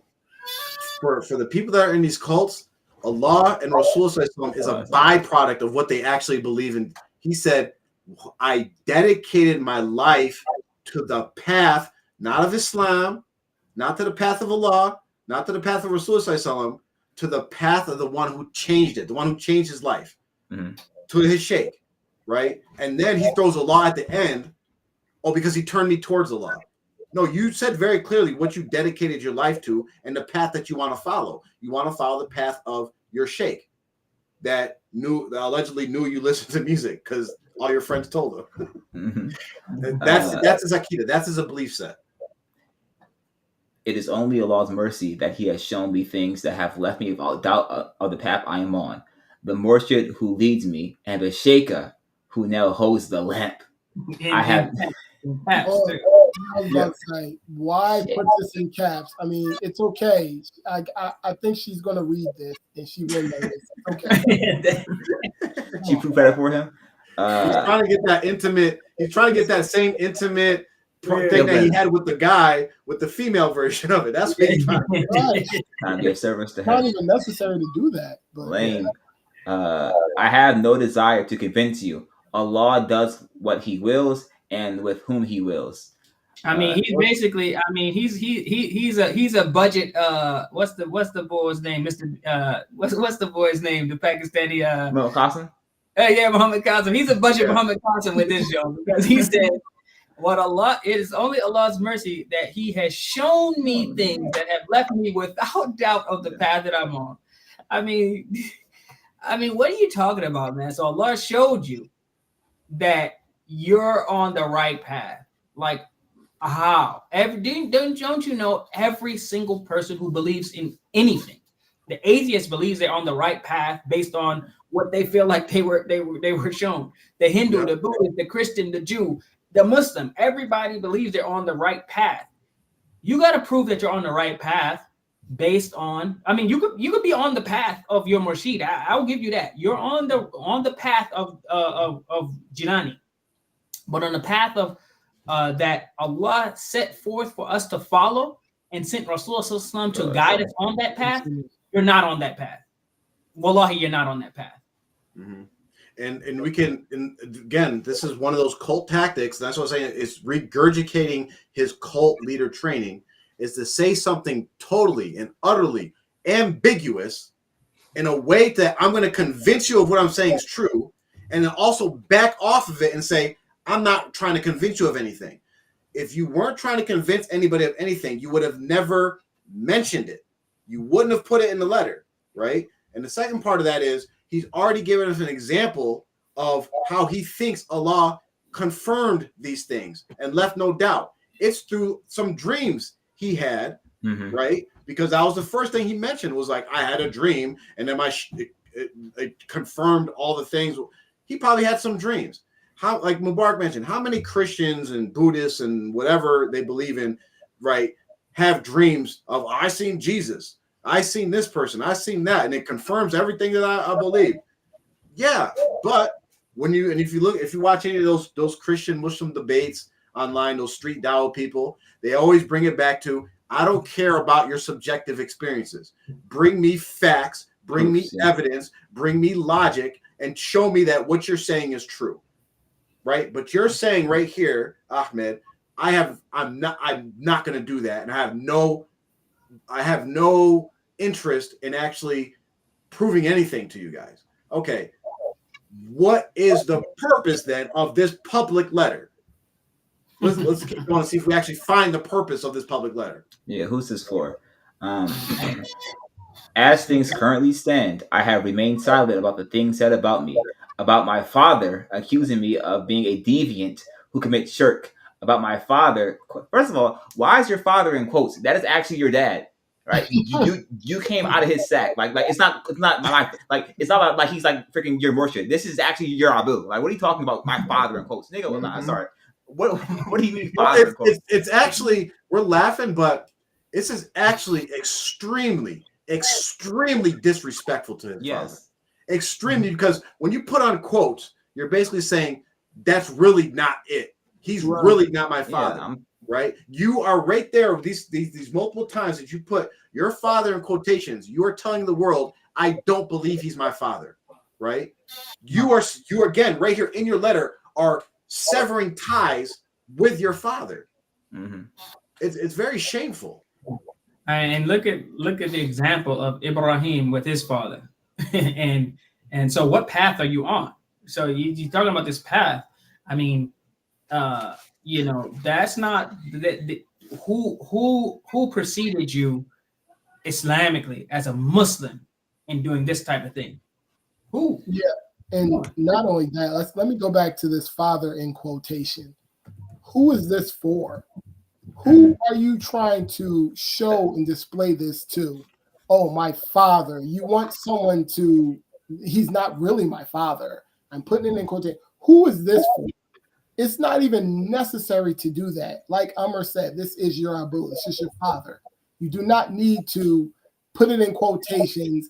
And again, it reeks. It reeks of just kind of deception a little bit. You want to try to, oh, my father. Like who are you trying to? I know that your Sheikha or some of these other people are going to see this. You want to make sure that your allegiance is clear. It's clear. You know what I'm saying? So you want to deliver this message. And Mubarak touched on something really important. It just reminded me of something. So if Mubarak, if you know the ayat, so to Maryam or Ibrahim's talking to his father. Mm-hmm. And I remember the tafsir, and I forget who it might have been Numan Khan, because he usually goes into like the breakdown of the words and all that, and how Ibrahim, and now Ahmed, this should be your example, right?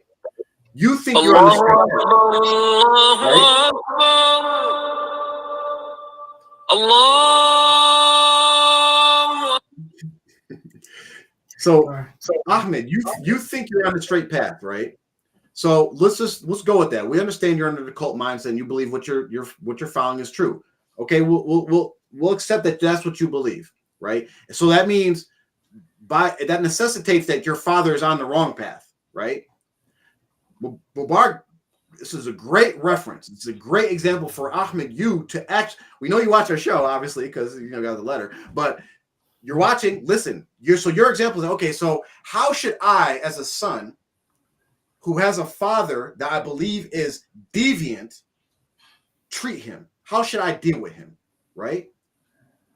Great example, Ibrahim with his father. Ibrahim's father made idols. He actually made idols and sold them. It was upon shirk.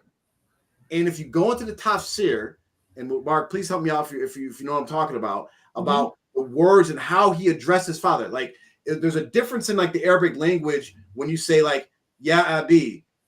And if you even if you hear the ayats and how it's going, he's going like, ya abati, ya abati. And it's like a way that when you use the Arabic language, it's like you're coming and like being so merciful and generous and like really showing like, ya abu, ya father, oh my father, like really like pleading and trying to connect to that emotional like I don't know how to explain it in English words, but it's a different way of addressing your father that is showing so much complete love and concern for their hereafter. So instead of, why are you cutting your father off instead of going to him and saying, yeah, abati, yeah, abati, yeah, abati, you're instead putting father in quotes.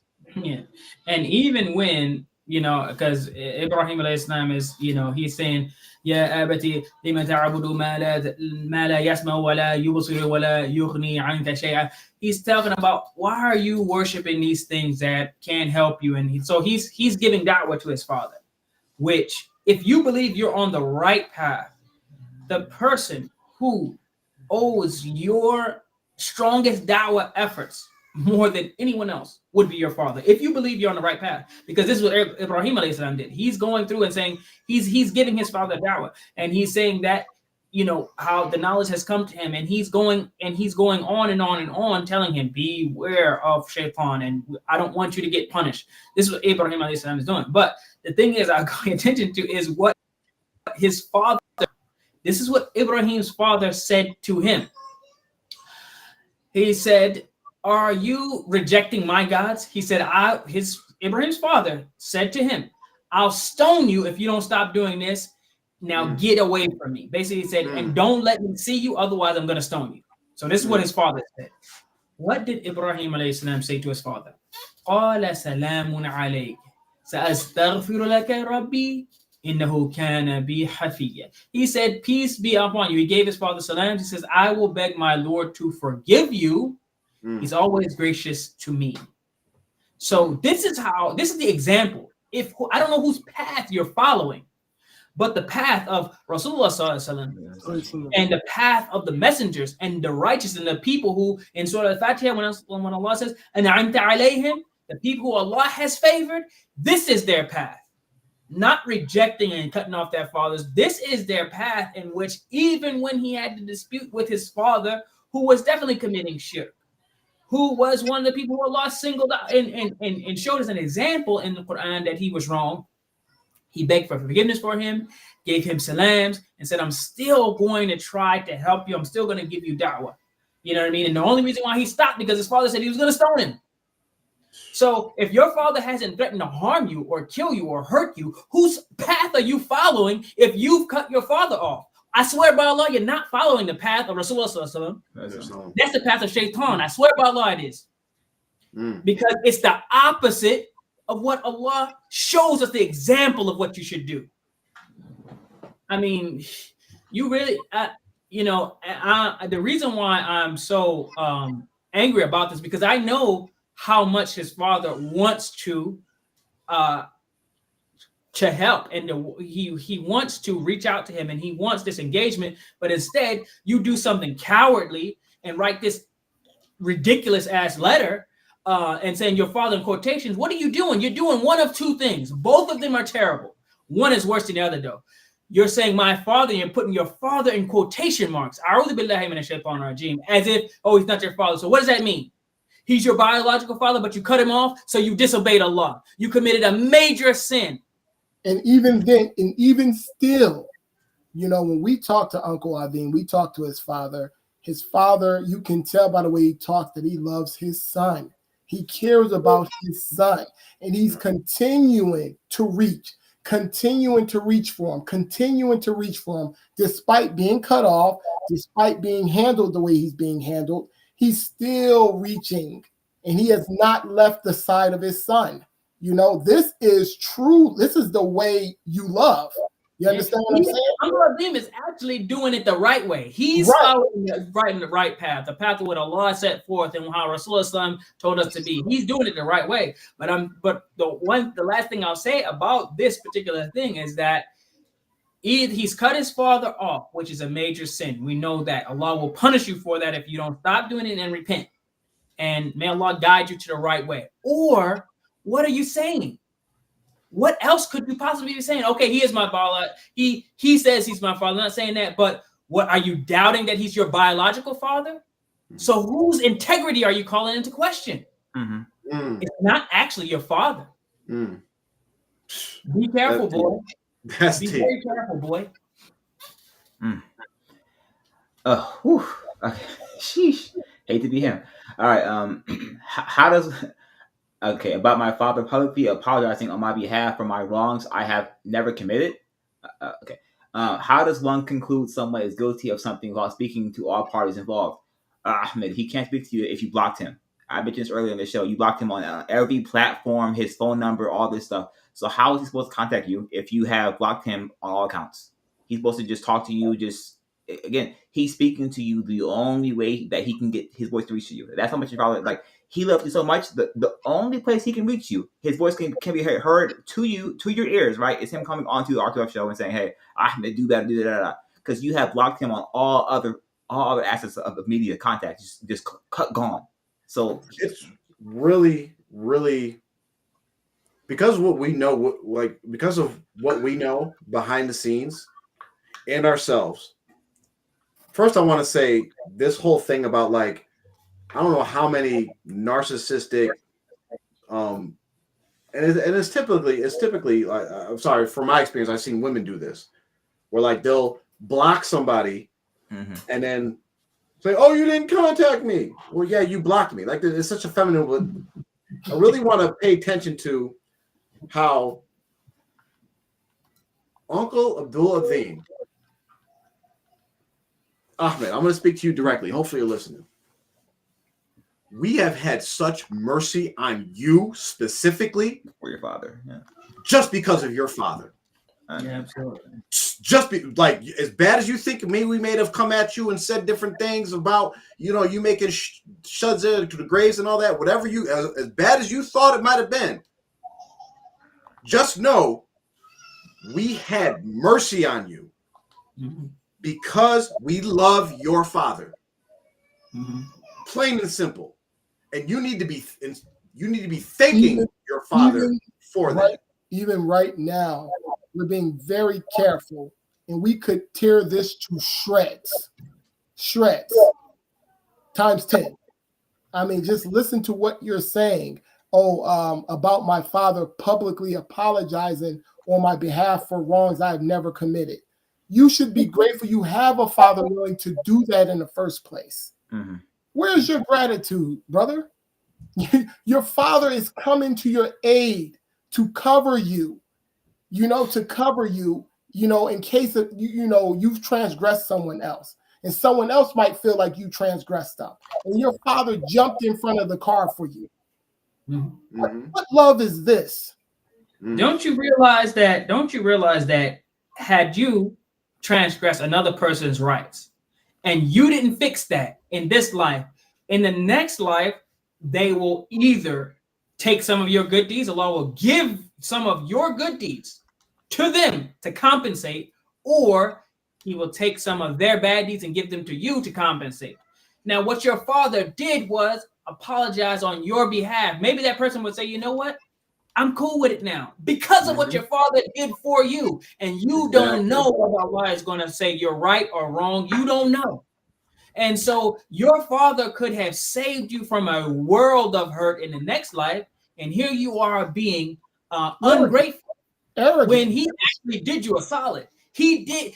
That is the essence. That's the epitome of a father, what a father does.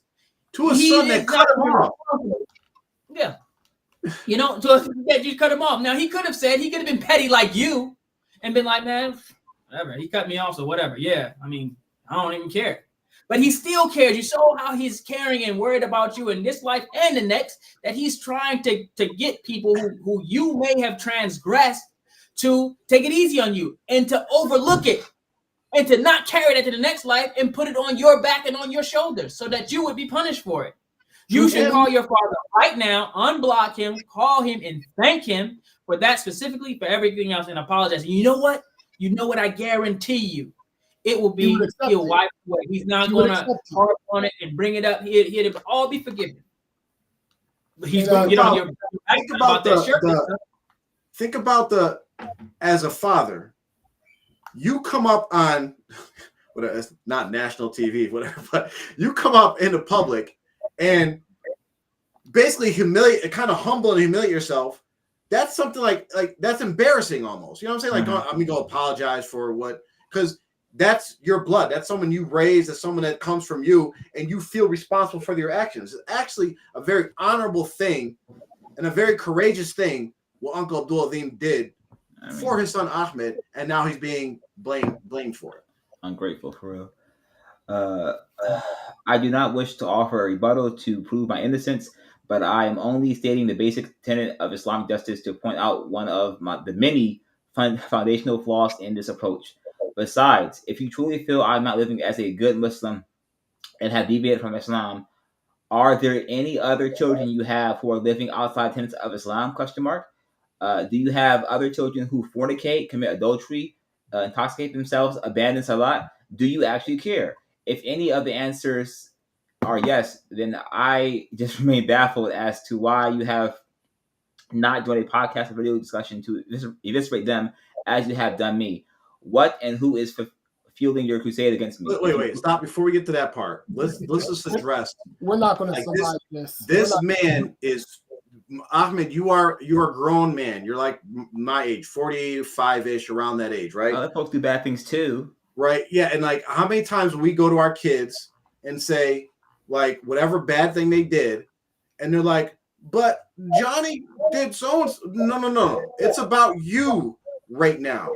And it's very interesting. I always find it very interesting that when people put out like publications or videos or whatever, and like they have a message, but within their message, they refute their own message.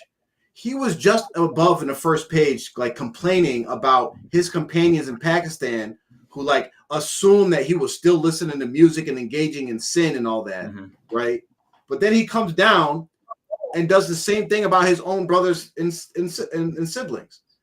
And again, like the main point here, Ahmed, that you're missing is that you don't know, because you don't deal with your father, how he deals with your siblings and what he tells them as far as like what they should be doing or shouldn't be doing. 2, he has a connection with them where they actually answer his calls so he can deal with them privately. You cut him off. So the only way that he can reach you is by coming on this podcast, right? And maybe you'll listen, which you have, alhamdulillah, Allah took it to your ears, right? So that's the other thing. And the biggest thing is all these sins that you mentioned about, fornication, that's less than shirk. Committing adultery, that's less than shirk. Intoxicating themselves, that's less than shirk. Abandoning salat, that's less than shirk, but that's pretty close to it, right?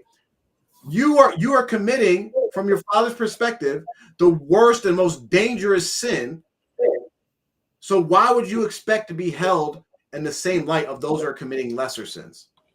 And let's talk about this. You're talking about why have you not joined a podcast or video discussion to eviscerate? You use the word eviscerate. Come on, brother. Your father did no such thing. No such thing. He only pointed out the reality and the truth of your state of affairs. And he was kind and gracious and still continues even to this day to come to your aid and protect you as best as he can without covering for your sins. He's not covering. He's not exonerating you, but he will come and still try to jump in front of the moving car. And you said eviscerate them as you have done me. No one's eviscerated you, brother. You're just butthurt because we're exposing the truth and you've been misbehaving and you cut your abu off and you need to humble yourself and stop being arrogant. And again, we're going to show you in your own letter your level of arrogance as we keep down this. And real quick, Ahmed, how many of your brothers or your siblings are intoxicating themselves and putting it on their status, their public statuses, and showing it off to people? How many of your siblings are committing adultery and blasting it out for everybody to say, hey, look, I just committed adultery. Look at me. How many people are posting like, hey, just skip Fajr Salat, just skip. You are publicly promoting clear acts of shirk. And we could even take it a step further in the fact that look at you already disrespected and humiliated yourself in regards to your own father, but then you also humiliate yourself in regards to your siblings because, first of all, you named a bunch of things and you think, well, I didn't name anyone specifically. That means you indicted all of them. Now, that's like saying, okay, you know what? These people on the R2F show, they got people who fornicate, who drink, who smoke, and do drugs. Now, you named a bunch of things. You didn't name none of us. So that means every time someone sees us, they're thinking one or all of you niggas there doing all this stuff. So now every time, like, I didn't know any of that stuff about your sibling. So every time I see them or come across them, that's going to cross my mind. Is this the one who cheats on his wife? Is this the one who fornicates? Is this the one who does the drugs? Is this the one who don't pray? I don't know. But you have harmed them by trying to defend yourself. You literally attack other people who are really, they're innocent of this thing for no reason. Your siblings are people who are known. So that means you indicted all of them and you put all of them under the bus. and you have caused people to think negatively about them for what? For no reason. You harmed them, and you're going to have to apologize to them all. Otherwise, you're going to have to carry that in the next life. You're going to have to carry that weight of causing harm to them. Every time someone bumps into one of your siblings and they say something negative to them, or maybe they say, well, you know what? I'm not going to pray behind him. I think he's the one who was drinking, or whatever it might be. Any harm that they come across because of what you said about them in this letter, or their families, they have wives, they have children. Oh, wow, Uncle so-and-so is a drunk. Uncle so-and-so cheated on you, auntie. I mean, look at all the things that you have possibly caused by what? Why did you throw them into it? All his sister-in-laws are looking at their husbands right now like, are you the one? Like, yeah, it's right, yeah. Or maybe it could have been a situation that was over and squashed and done with. They got over it, and now you done opened up a sore wound. You done reopened a wound that was closed. You are harming people for this thing. And I will say this last thing I'll say about this in particular is that even if you're right, which you're wrong because you said it, but even if you're right about all these things and you know all the dirt on all your siblings, putting others down does not make you better. And based on what we know and what you have stated about them, they're better than you. Mm-hmm. They're better than you. Mm. I mean, the next line that he mentioned, which I really got to call this out because this stupid, silly cult stuff. There we go. Yeah. He says, "What and who is fueling your crusade against me?" It's got to be the Wahhabis, right? Right? It's an uncle. Oh, he said, Abdul Azim, we got this mission for you. We really don't like that Ahmed guy, right? For some reason. So we're gonna fuel this mission that you just go and you eviscerate him online, right? Or maybe he's alluding to Shaitan, but Shaitan's going to your father and say, yeah, keep on trying to give him dawah, keep on trying to reconnect, keep on working to establish family ties, all these things that are pleasing to Allah. You're the one who cut him off. You're the one that's doing Shaitan's work. So it's really silly. These type of lines always entertain me. Who is fueling your crusade against me? Okay. Oh yeah. Not that the very next line right here. This very next line, once again, we can go back to the example of Ibrahim alayhi salam and his father. If you claim, let's say Ibrahim claims to be on the right path, then he says, then be content with your way and live your life. Is that the example? Is that what Prophet Ibrahim did? Did he tell this to his father, or did he continue to give his father dawah? Is that what Rasulullah did? Yeah, right? This is silly. This is really silly. This all goes back to their when a lot of deviants get caught and they have no answer for something, they run back to this misinterpretation of to you your way, to me my way. My way, yeah. Right? And they try that's not what Rasulullah did, right? Rasulullah was trying to get his uncle, which is his father figure, to take shahada on his deathbed. On his deathbed. That's the example. And that's the example again, Ahmed. If you believe that you are on the right way, you should be following the example of Rasulullah and reaching out to your father. Abu, you really need to follow the sheikh. Let's have a discussion. Let's have a debate. Whatever. Let's keep talking about it. You should keep on working on that. Just like he's working on you. And this is really the test of who you can see is actually on the right way, right? Because Uncle Dovim is still trying because he is truly concerned about his son's hereafter. Ahmed has given up and retreated, and that is a true sign of who is actually in the right. The people that retreat, that means they're losing on some point. The people that are constantly trying to move forward and constantly trying to give dawah, there's something there, right? Like you can even look at these the people that are required to go out and go door to door or whatever, right? Whatever. Jehovah's Witness. Yeah. Jehovah's Witness, yeah. You got to give them credit. They actually believe in what they believe. But since we believe what we believe, I know when they come to my door, oh yeah, come on in. Let's get to work. And then guess what? They end up retreating and they'll never show up again. That's a very good sign to show you of who's on the right path. And to your point, Jaffer, we can take us for an example. We actually believe what we are saying. The conviction is here. We've been doing this for what, 4 or 5 years now? Mm-hmm. We ain't turn, tuck, and run. We're still here. Mm-hmm. You feel what I'm saying? 1 subscriber, 10 subscribers. We're still here delivering a message. Yes. All right. I have 6 children who love Allah and fear His displeasure, and we just want to make it to Him on good terms. Regarding the incident, blast your father, throw him under the bus, blast all your siblings under the bus, and then prop up your own kids. I mean, this is just so why is that sentence even? What purpose does that? I have 6 people who love Allah and fear. Where did that come from? Like, trash your siblings, trash my siblings, and then prop up my kids. I mean, you did a disservice to your own children. I mean, leave them out of the joint. Now you might create some because I'm sure they have cousins.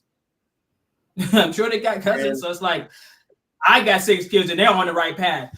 But your aunties and uncles, drunks, fornicators, adulterers, and everything else. I mean, you should have left that sentence out of there. It's that elite attitude of the cult mind. We're better than everybody else. And I would say for Ahmed, you have to be very, very careful. And I don't wish this upon you. I wish for you and your children, however that turns out, for Allah to guide y'all to the straight path. But Ahmed, be very clear that if you are in a situation where one of your sons or one of your daughters are cutting you off, remember this. Remember the position you took with your father. Regarding the incident between myself and Sayyid Mudassir Sajadani, I would never paint a member of Ahlul Bayt in a bad light, even to exonerate myself in the public's eyes. May Allah forgive me if I have ever wronged him, and I forgive any wrong he may have done towards me. I love him and will never hate him, no matter how many people try to make us enemies. The Holy Messenger Sallallahu Alaihi Wasallam has commanded us that the greatest jihad is against our nafs. My murshid has placed upon a lifelong campaign to fight my nafs. You either fight your nafs or become a prisoner of them. For me, there is no doubt. I have beheld the Holy Messenger Sallallahu Alaihi Wasallam, and I remain amazed by his beautiful countenance. And when I see him, Sallallahu Alaihi Wasallam, I saw my murshid by his side. So plot away against me. You may even harm me physically, but you would never touch the love that is within me. And the love will save many generations, whether you like it or not. Honorable Muhammad Ahmed Qadri. What is he talking about, yo? What, I mean, that was just like vomit, like just straight fluff. Listen, I'll let y'all tackle the stuff that he said. I just wanted to just the last line. You wrote this, and you labeled yourself honorable. I mean, like, how? How can you? I mean, the arrogance of this man. Like, I don't know anyone that would like sign off and be like, yo, I am honorable so and so and so and so. That's what other people might say about you. Oh, the honorable sheikh or such.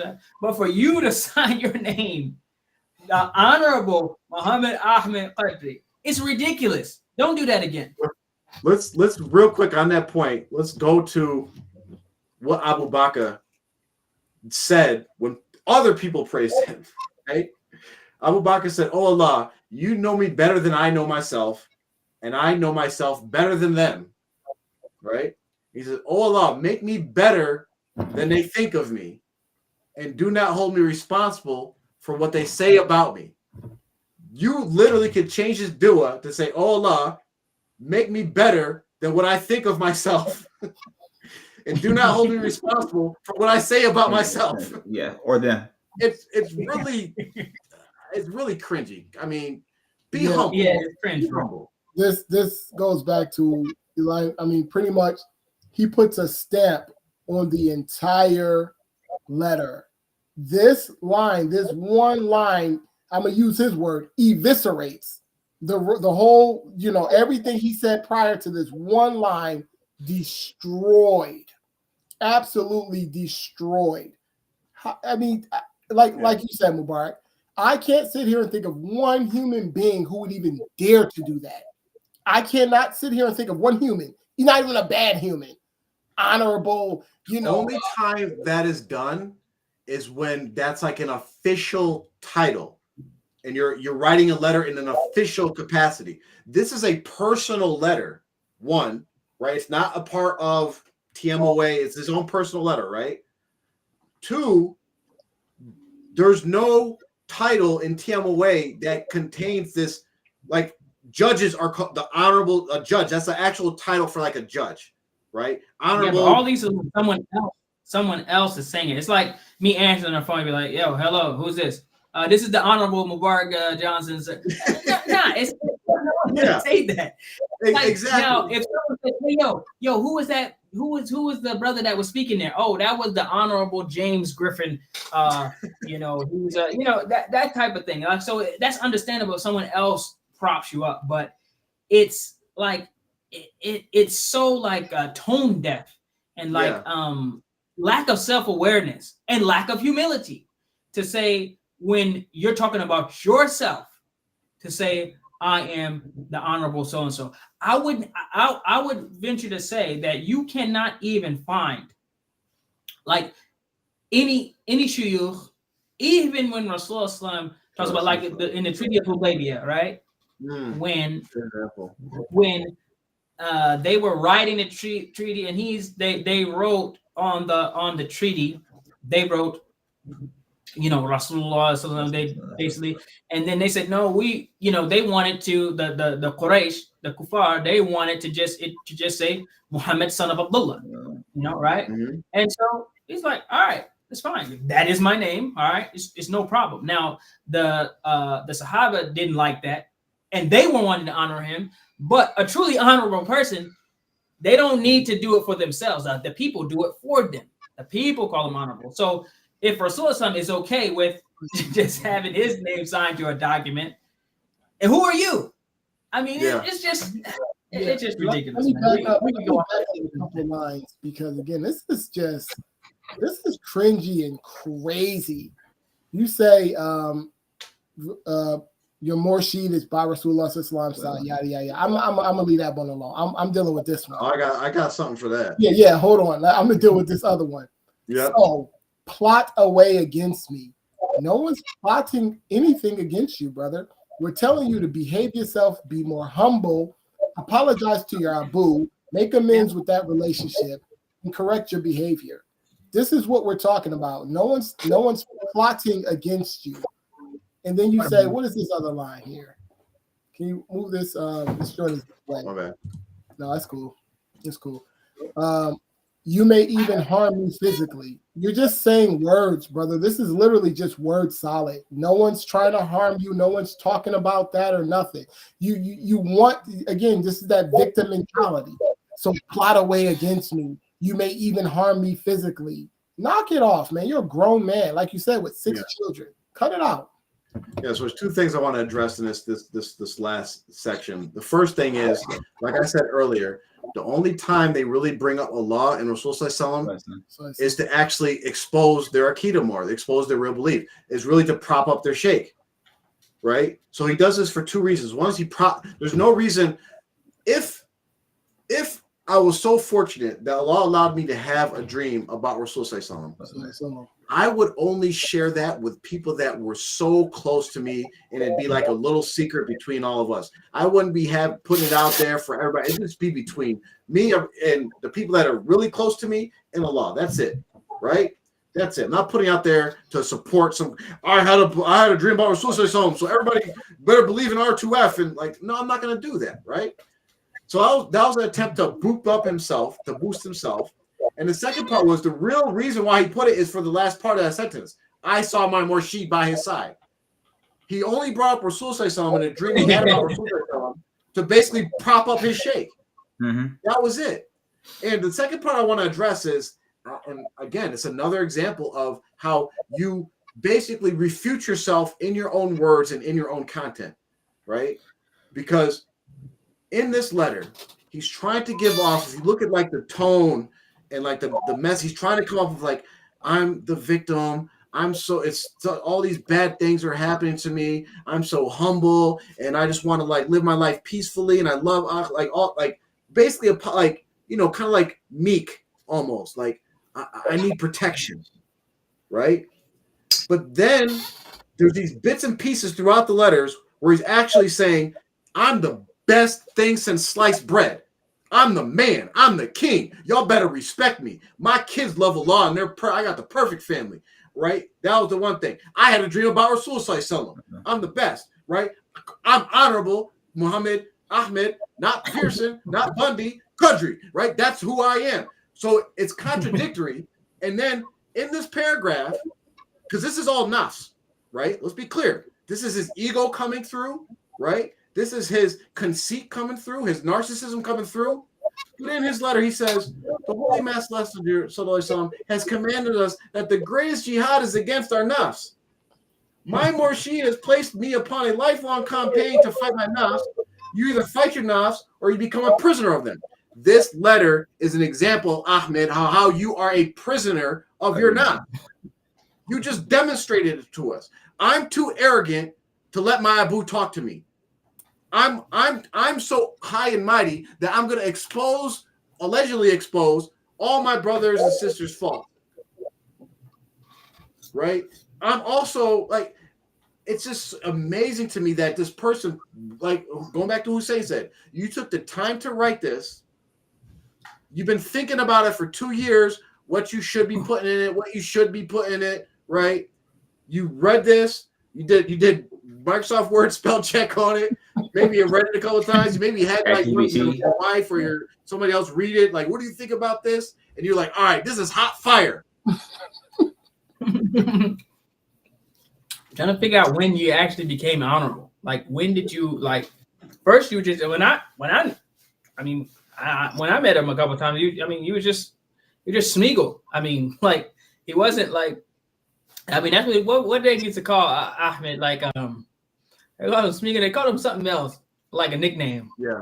Like at the retreats and stuff. I can't remember, but he had a few little grimy little nicknames and stuff. Like, but I mean, he was just Ahmed. So how did you become honorable? It's the same thing. You always become honorable because of some sort of dedication and the levels of treachery you're willing to go through for the cult. That's how you become honorable.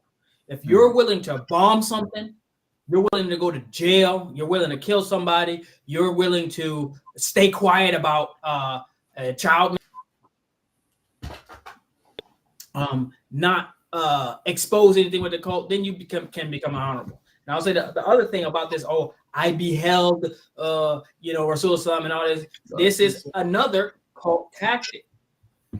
By them saying, I beheld him, whether he did or not, he could be lying, but you can't confirm it. But you cult people take this as some sort of gospel, like, oh wow, he beheld, and so it's some cult currency, just like his sheikha who's holding the lamp.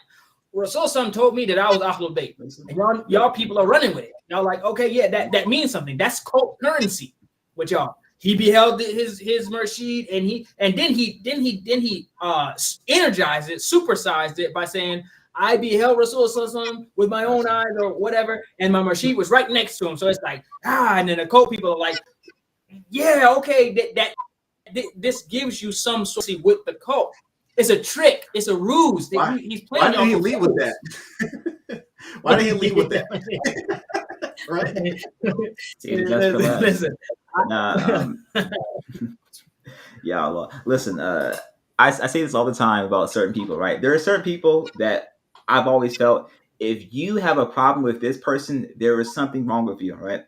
Like, I was talking to my mother about this maybe a couple years ago. I was like, if someone came to me and said, "Yo, I have a problem with," I'm not saying this because he's here. If someone has a problem with Hussein, I know they're probably not a good person, right?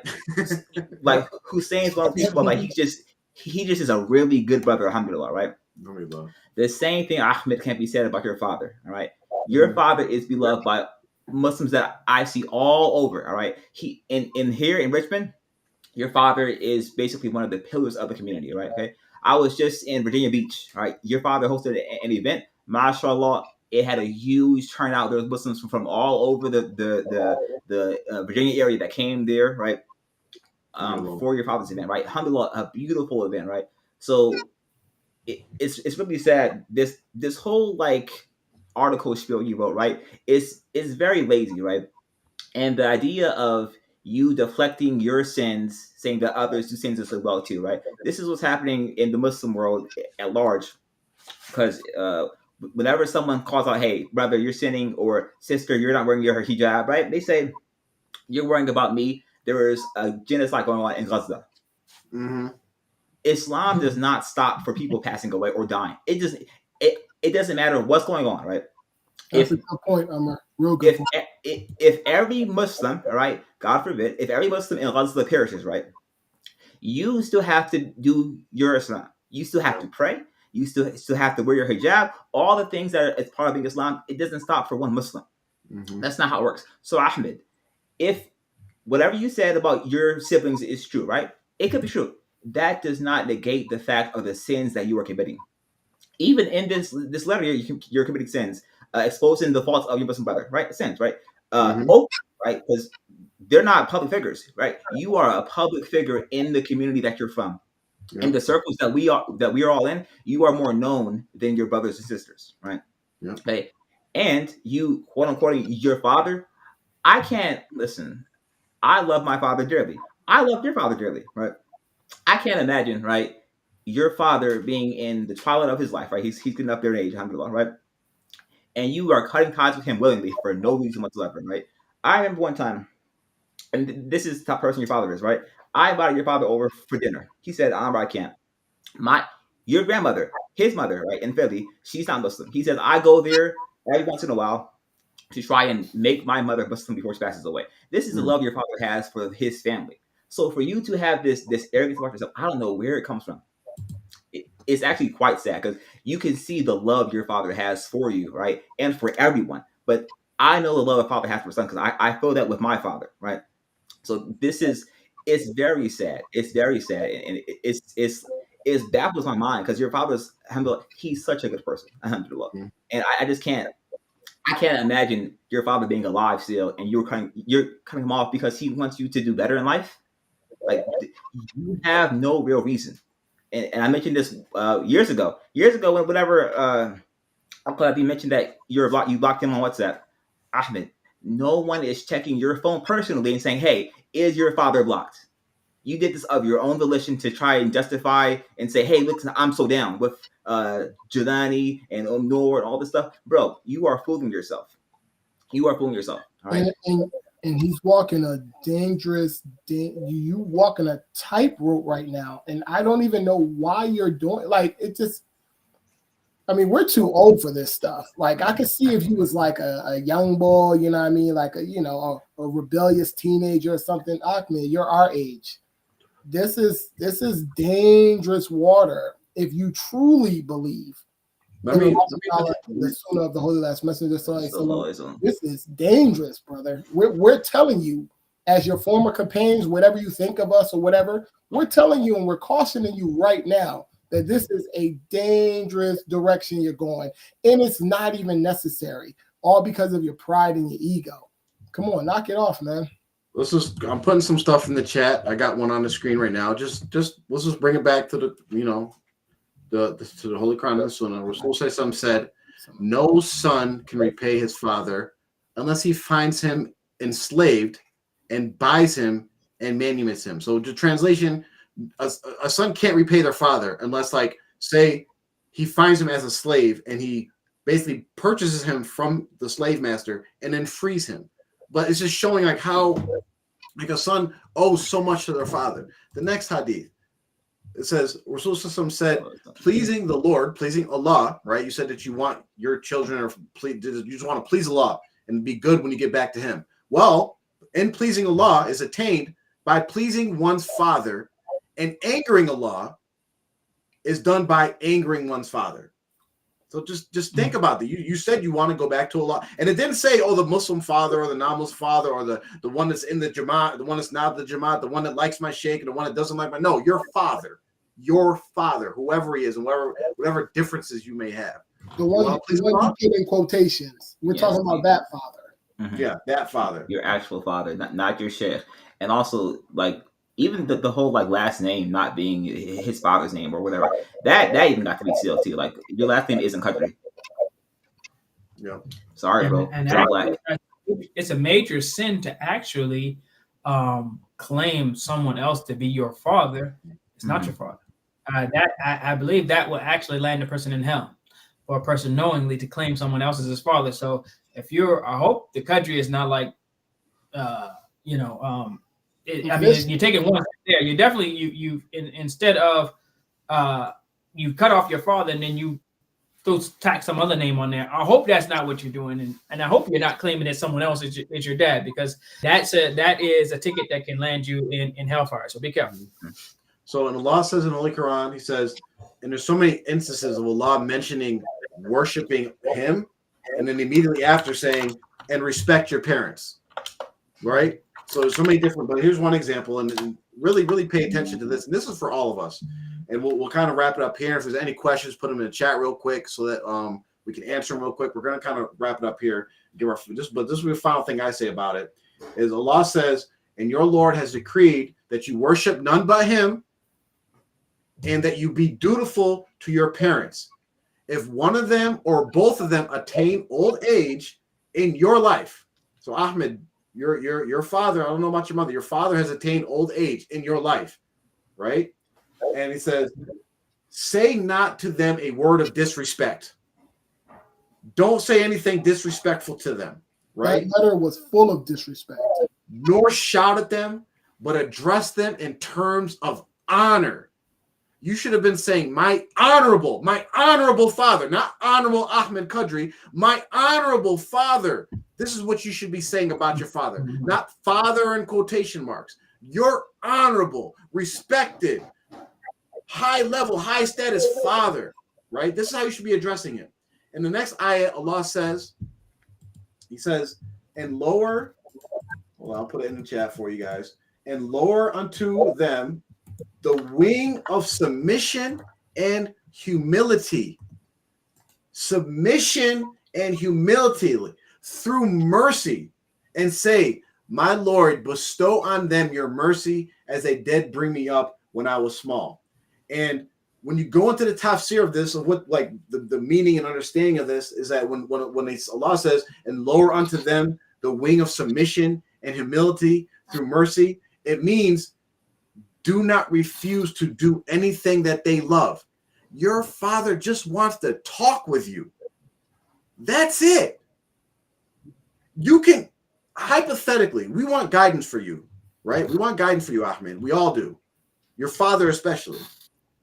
But you can at least make your father a little happy. Like, even if at the end of the day, he doesn't, because guidance is with Allah. At the end of the day, if you still are like, I don't believe in what you believe, Abu, whatever, you could still at least make your father happy by talking to him, by answering his calls, by establishing a good relationship. And who knows? We know what would happen if you do it sincerely. Allah is going to guide one of you to the straight path. I challenge you, Ahmed. Do what Allah says. Make your father happy by just engaging with him, talking with him. Let him meet his grandchildren, these sort of things. And guess what? Allah is going to guide one of you to the straight path. Okay? Or maybe not. But I bet you, if Allah wants good for you guys, you'll see that you'll start leaning towards Him more. You'll start leaning towards more of His position. And He definitely won't start leaning towards your position. But at least do that for your own sake and for your children's sake. I mean, yeah. It's something just occurred to me real quick. Listen, the Samoan headquarters are now in Virginia. Ahmed, where does your father live? In Virginia. If you don't drive to Richmond and go repent and go say, listen, I'm sorry. Like, you aren't that far away. Like, not even just a phone call away, whatever. he's a short drive away. Like Richmond isn't that far from the land. You can make that drive, bro. Because I done heard of you driving to New York 9 hours. So you can definitely drive 2 hours for your father. Best believe. Like this is not something that's gonna hardship on you. Like just listen and make sure wrong. Like one of the things about like men is that it's hard for us to admit we made a mistake. It's like, hey, listen, I made this decision. I stand on the decision. But listen, if you're wrong, have the humility to say, I made a mistake. I was wrong in this situation. It doesn't make you soft or weak. It's like, hey, you can grow from this. Like you're not too old to stop learning new things and grow from your experiences. Like stop being so arrogant. Like these people in this cult, And truthfully, as hold on, one second. As Uncle Adim said, listen, it is a family business, all right. And I don't care how much you kiss up to Noor, all right, and kiss up to K2 and be buddy. At the end of the day, when the S hits the fan and the ship is sinking, Ahmed, they're going to throw you away. Mm-hmm. Family business. Family business, and you ain't family.